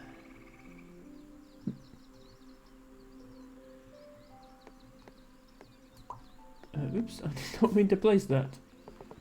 Looks like I'm being terrible with my placements. I just feel like there should be somewhere where this tile fits nicely. But I'm not finding anywhere.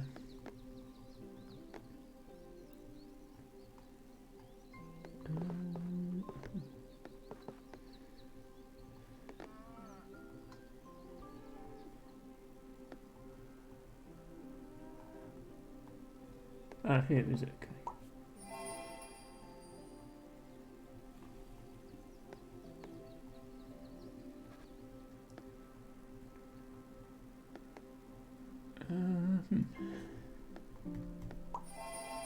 Yep.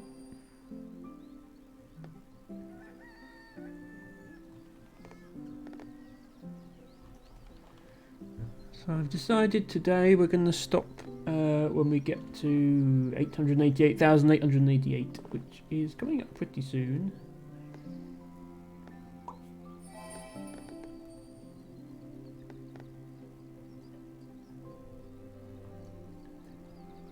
Wow, this next tile, not this one, but the one after, is interesting.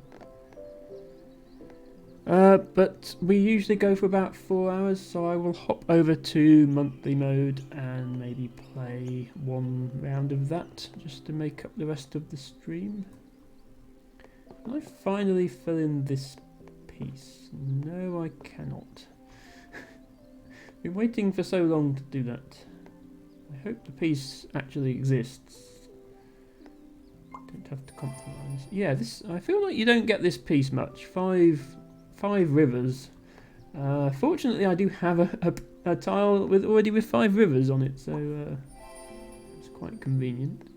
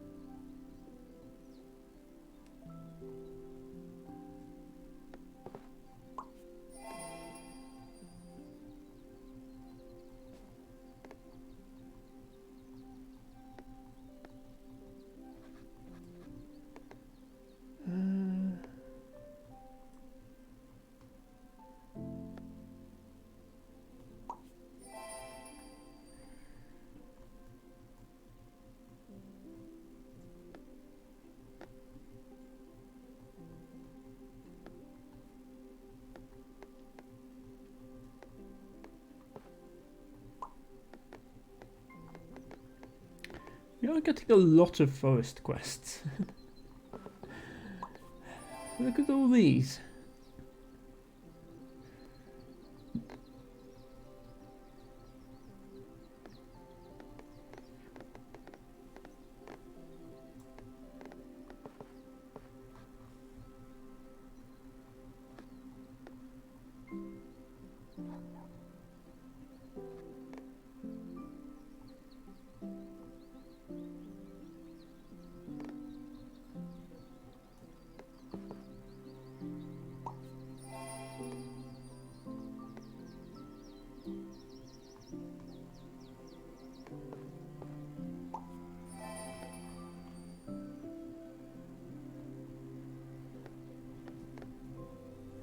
Remember about this tile here, which has a tree on it, which is awkward. I would not have chosen to place trees here, but this was a pre-placed quest tile, so it was forced.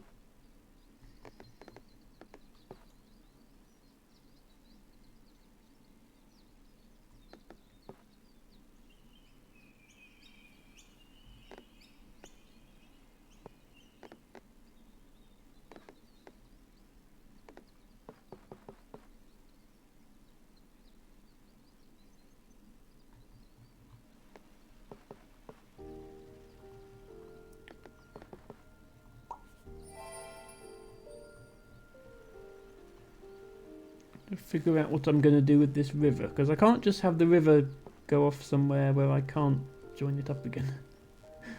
Have to come back to that tile, I think.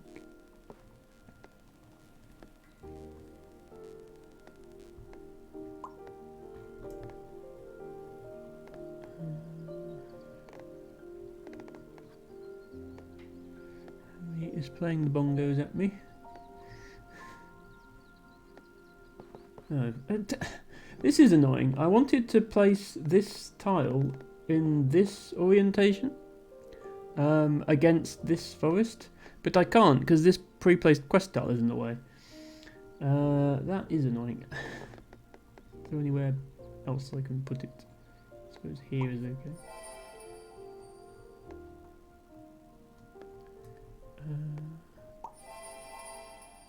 Okay, right, we're getting close to... I want to try and end on a nice number, so getting close to that now.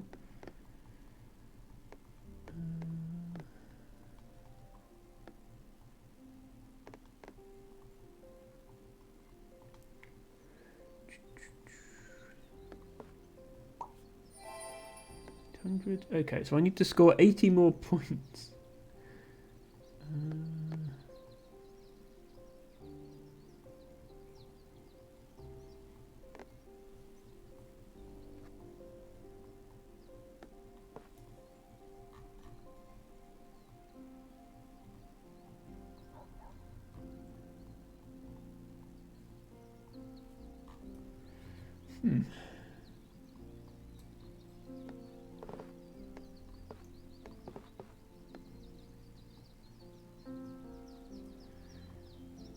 Yes, I'm going to get the fifth digit to an 8 as well. I can't do all 6 because the game doesn't... the last digit is always 0.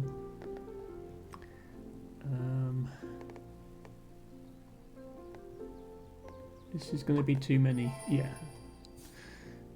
We overshot there. Need to score exactly 60. Oh, I don't think I can do that with one tile. Okay, I'm going to have to place another tile.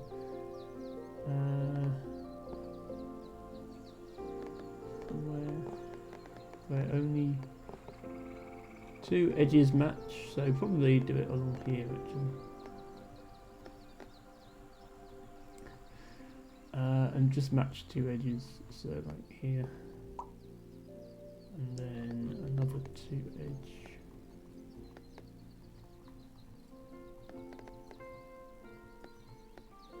Pretty easy to do with railways.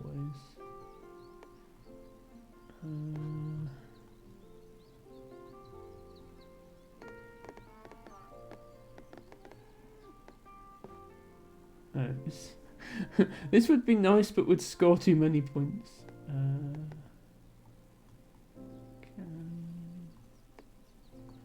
1. Oh dear. Right, now we can only match 1 edge. This is even worse. This tile is going to have to go in... this tile's going to have to stick out into the world.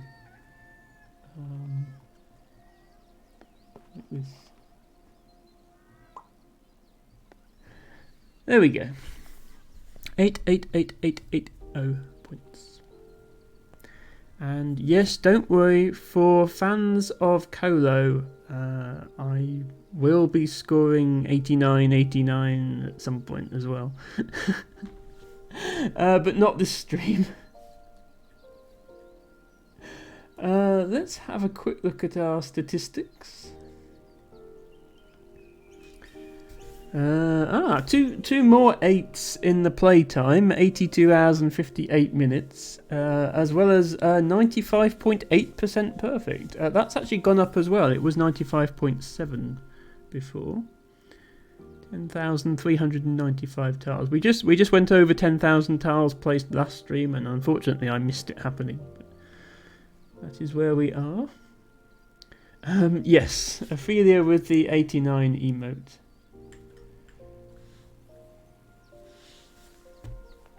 Yes, normally, as I say, I play with biomes off, so the title screen colour doesn't change, but this is actually quite a nice colour. Similar to your username, I suppose, Match. So we've still got around half an hour left of the stream, so I'm going to switch over to monthly mode.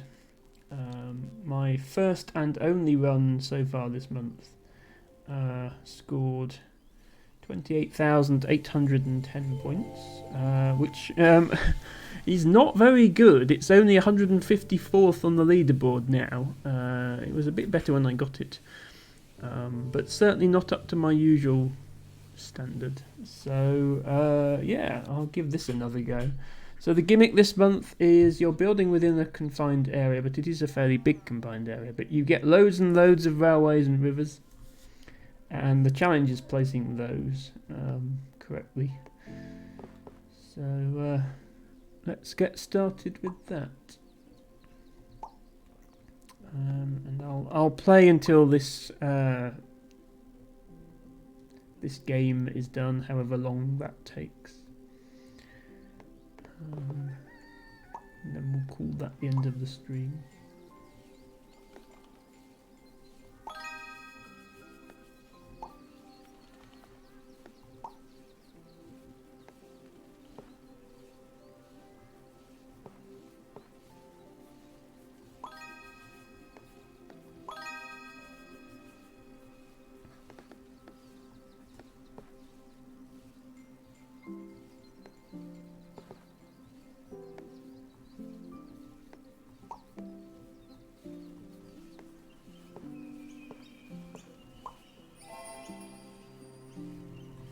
Interesting. This is the quest tile that has the ruined castle on it, and then the boat. If you look closely, the boat does actually crash into the castle whilst trying to manoeuvre around it.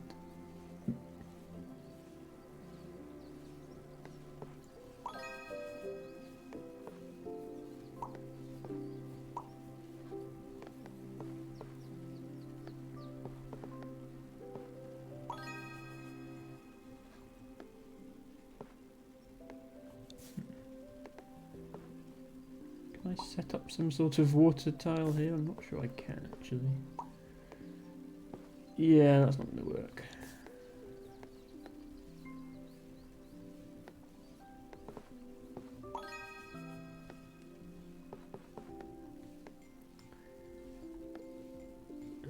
Actually, yeah, I could try and close off this railway and start a new one actually, so let's do that. Then I would get more rail quests.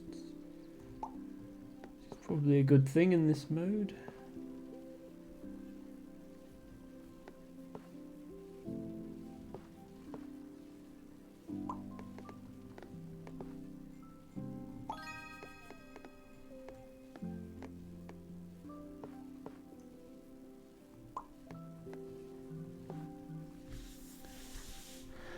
Hello, heron to birds. Grabbing my flower, but so much work to do. No problem. Thank you for stopping by. Thank you for picking up a harebell.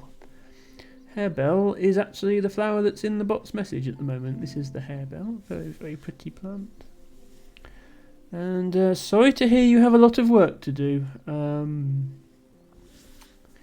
Is it work, or is there at least some like Scrabble-related stuff to do? Either way, thanks for stopping by, and hope you're not working all weekend, and you have a good weekend. Exact size river, and then a variable size river. This is awkward. A bit awkward.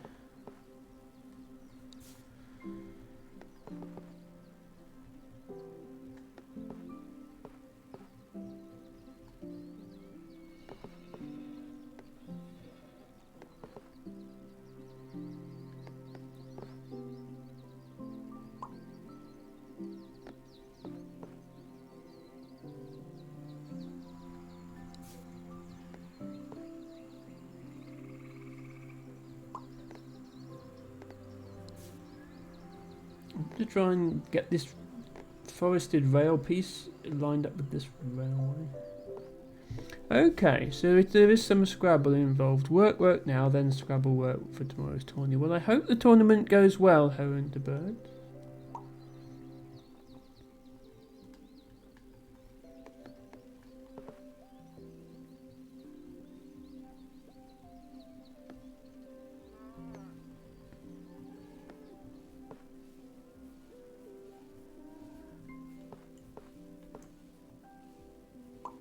This.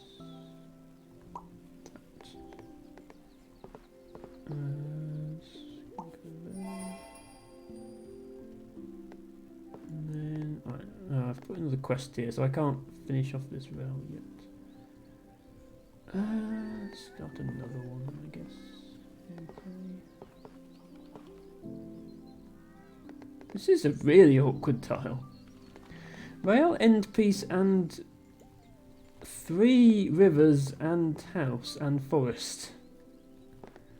This might be the single most awkward tile I've ever had.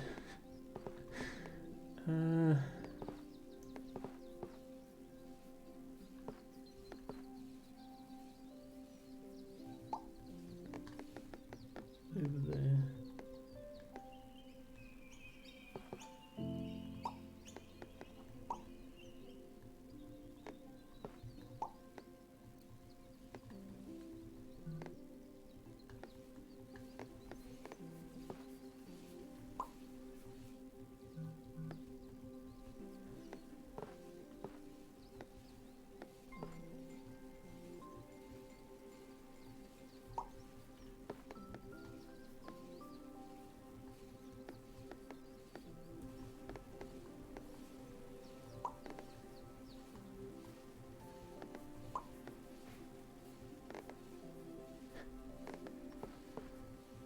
They love giving me these tiny little rail pieces.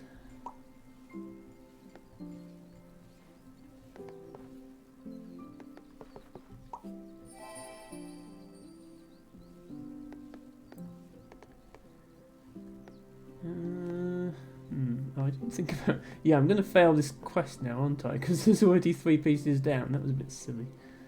I might still try and get a better placement than that, though.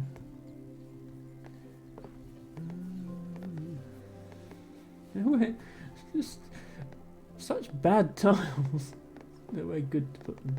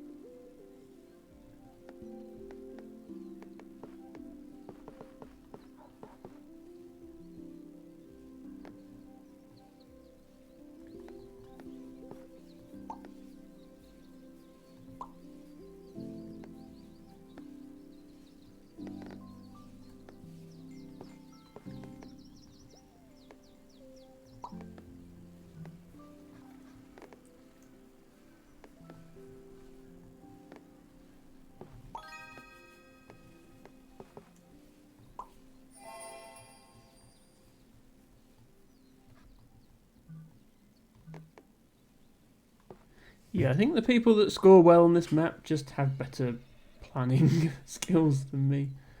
Because my attempts rapidly turn into this whenever I play this monthly mode.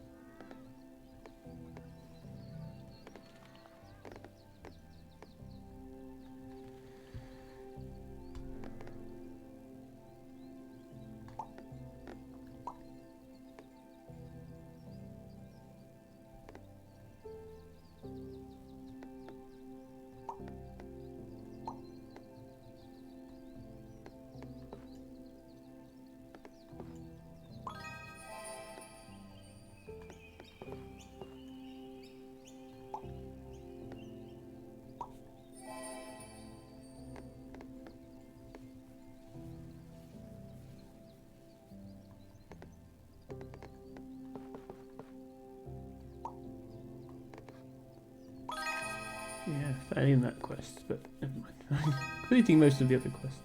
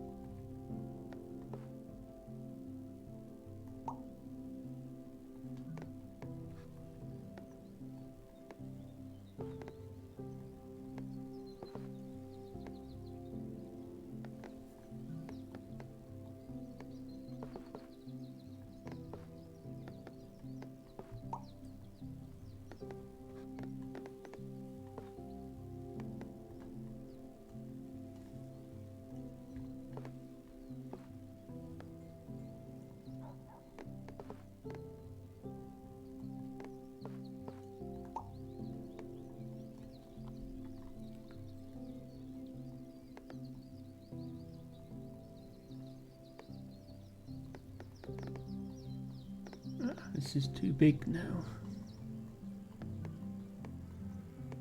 I was trying to have several railways on the go to have options for quests, but that doesn't quite seem to have worked out how I was planning. So this very small railway. Let's try and block off some of these. If I block off this big railway completely, then I'll be able to make smaller ones.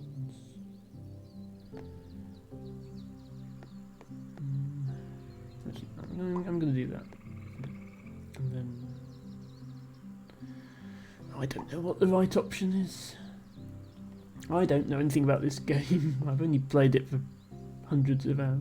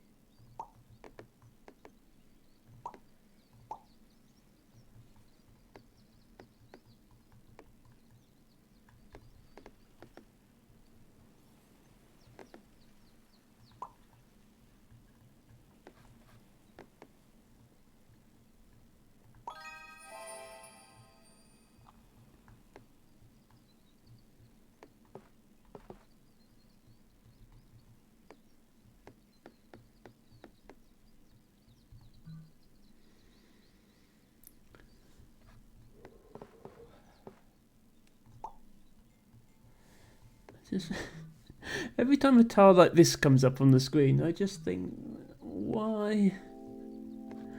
Why do these have to exist? There's nowhere good for it. There never will be anywhere good for it.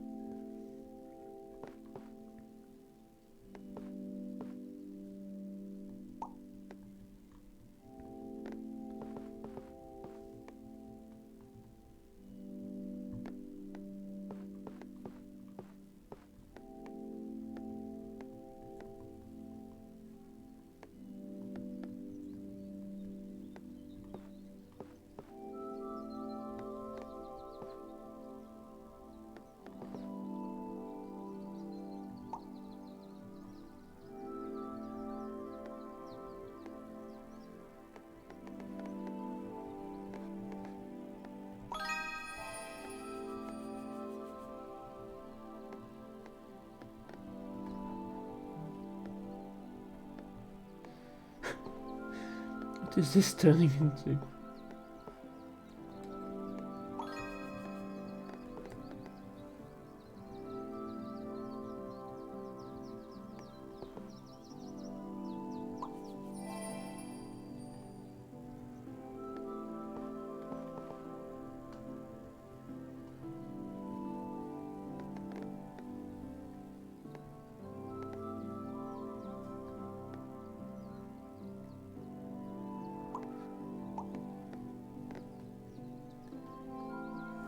Hello, Macaroni.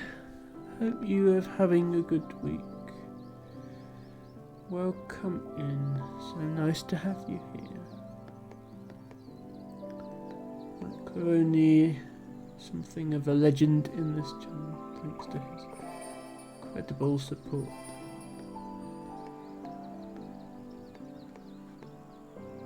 Just relaxing about the game yourself? Okay, I will be ending fairly soon, and I'll need to sleep, honestly, but I'll see if I can drop into your stream before I do.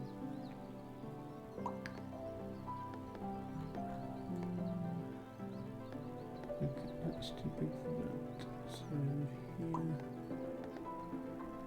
Ned slept, says LT Bago. Yes. This is correct. This is a true statement by LT Bago. Slep is something that I ned.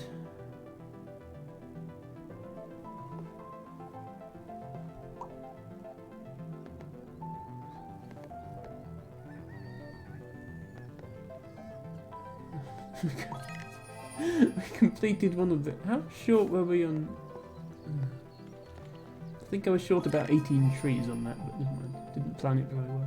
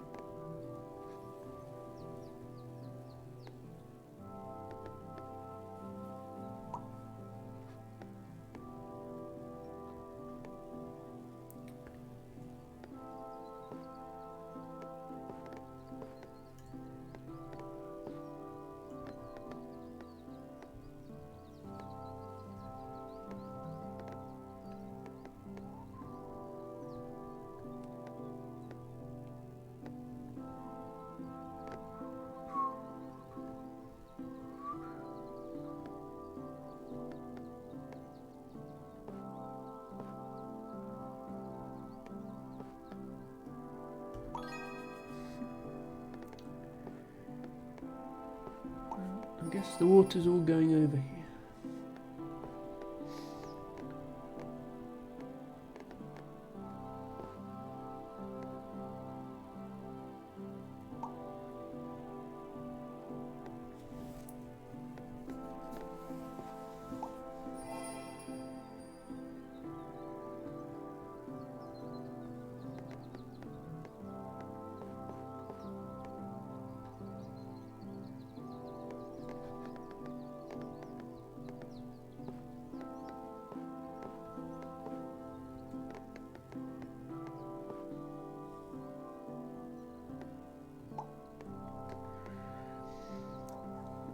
we're getting close to 4 hours. I'm not going to have time to finish this monthly challenge on today's stream, but that's fine. We can start off with this on our next Dorf stream and then head back into classic mode once we're done with it. That won't be any problem at all.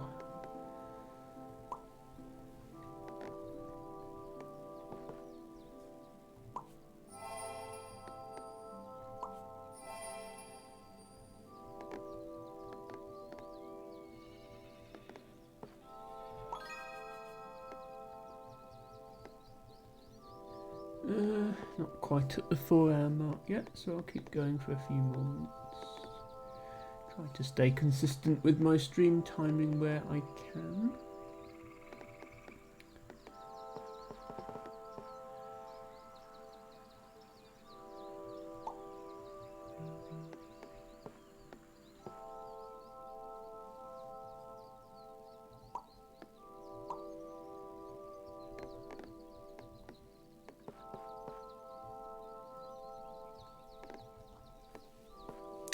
Interesting.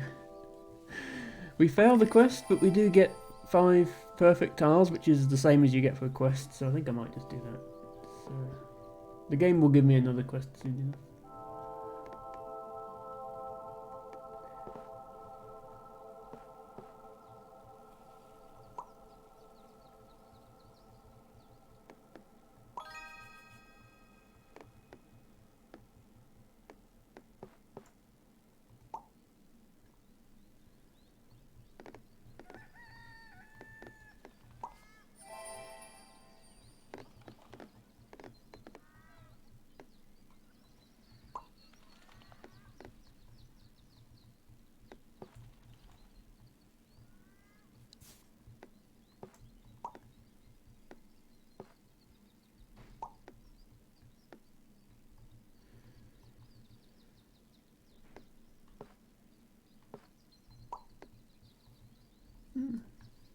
House quest. I'd almost forgotten houses were a thing. Seem to really be anywhere we've got houses. Oh, there's 3. Put it here then.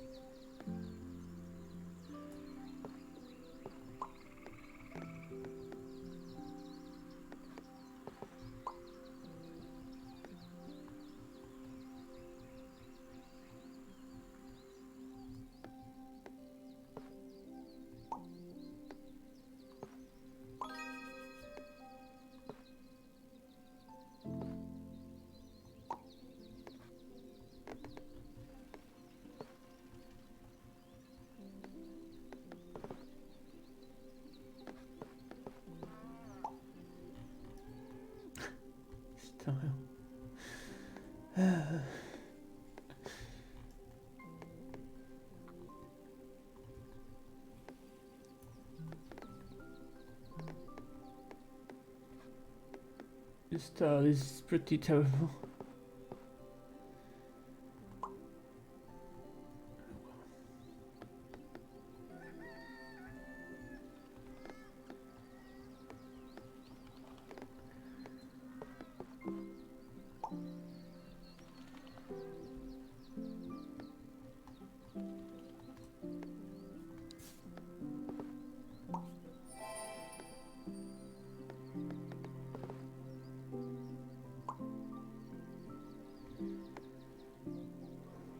How are we doing? Okay. Just coming up to 4 hours now, I think. So this is probably a good place to leave it. So, made good progress today. Not on this, we're only about a quarter done, I think. Good progress on the classic mode dorf. Reached 8888888.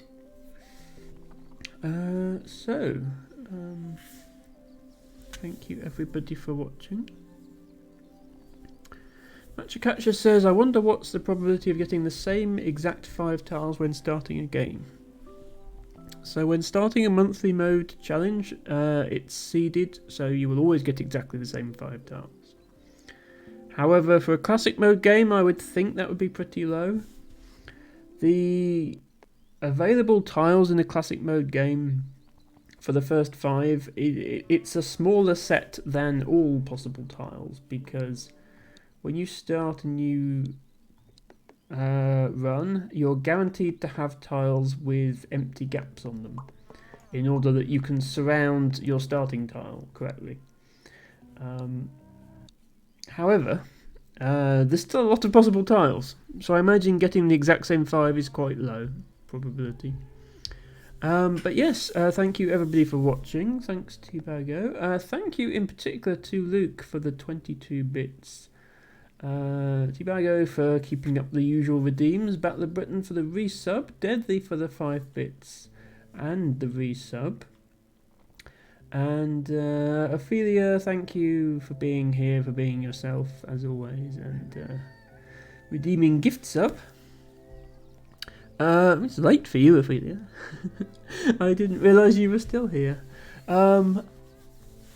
I will look for somebody to raid now.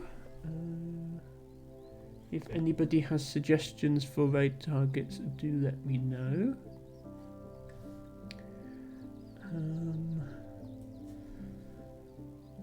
We have the usual suspects like Shell and Prostoic and Nesper. Oh, Ancient Cosmographer is live. I could go there. I have rated him before, but not for a while. Yeah, let's raid Ancient Cosmographer. So Ancient Cosmographer is a Scrabble streamer. Although right now he's doing InfiniWords, which is a collaborative anagramming game. So there's words displayed up on stream, and viewers can type in the anagrams to solve them. So let's go ahead and get that sorted. That is a lot of emotes, Matcha. Thank you. Thank you, Lana. Very grateful. I'm glad to be here. Right, raid Ancient Cosmographer. That's gone okay. Yep. If you would like to spam a raid message in chat, you can do so like this, or if you're not subscribed, you can do this, or you can just make up your own emotes if you prefer, like Ophelia is doing there. Thank you for the demonstration. I will be back tomorrow with the next instalment of Infinifactory, which is getting very, very difficult now, but hopefully we'll be able to solve at least a couple of levels. On Sunday we will have the second instalment of Cosmic Express, which is a train-based puzzle game requested by Dustin Dude. And seems like it has a very steep difficulty curve, so we were already struggling in the first stream, so we'll have to see how that goes, but I'm sure we can get some progress done on that one as well. And I'll be back here same time, same place next week with some more Dorf Romantic as we continue our quest to 1 million points. Thank you all once again, and bye for now.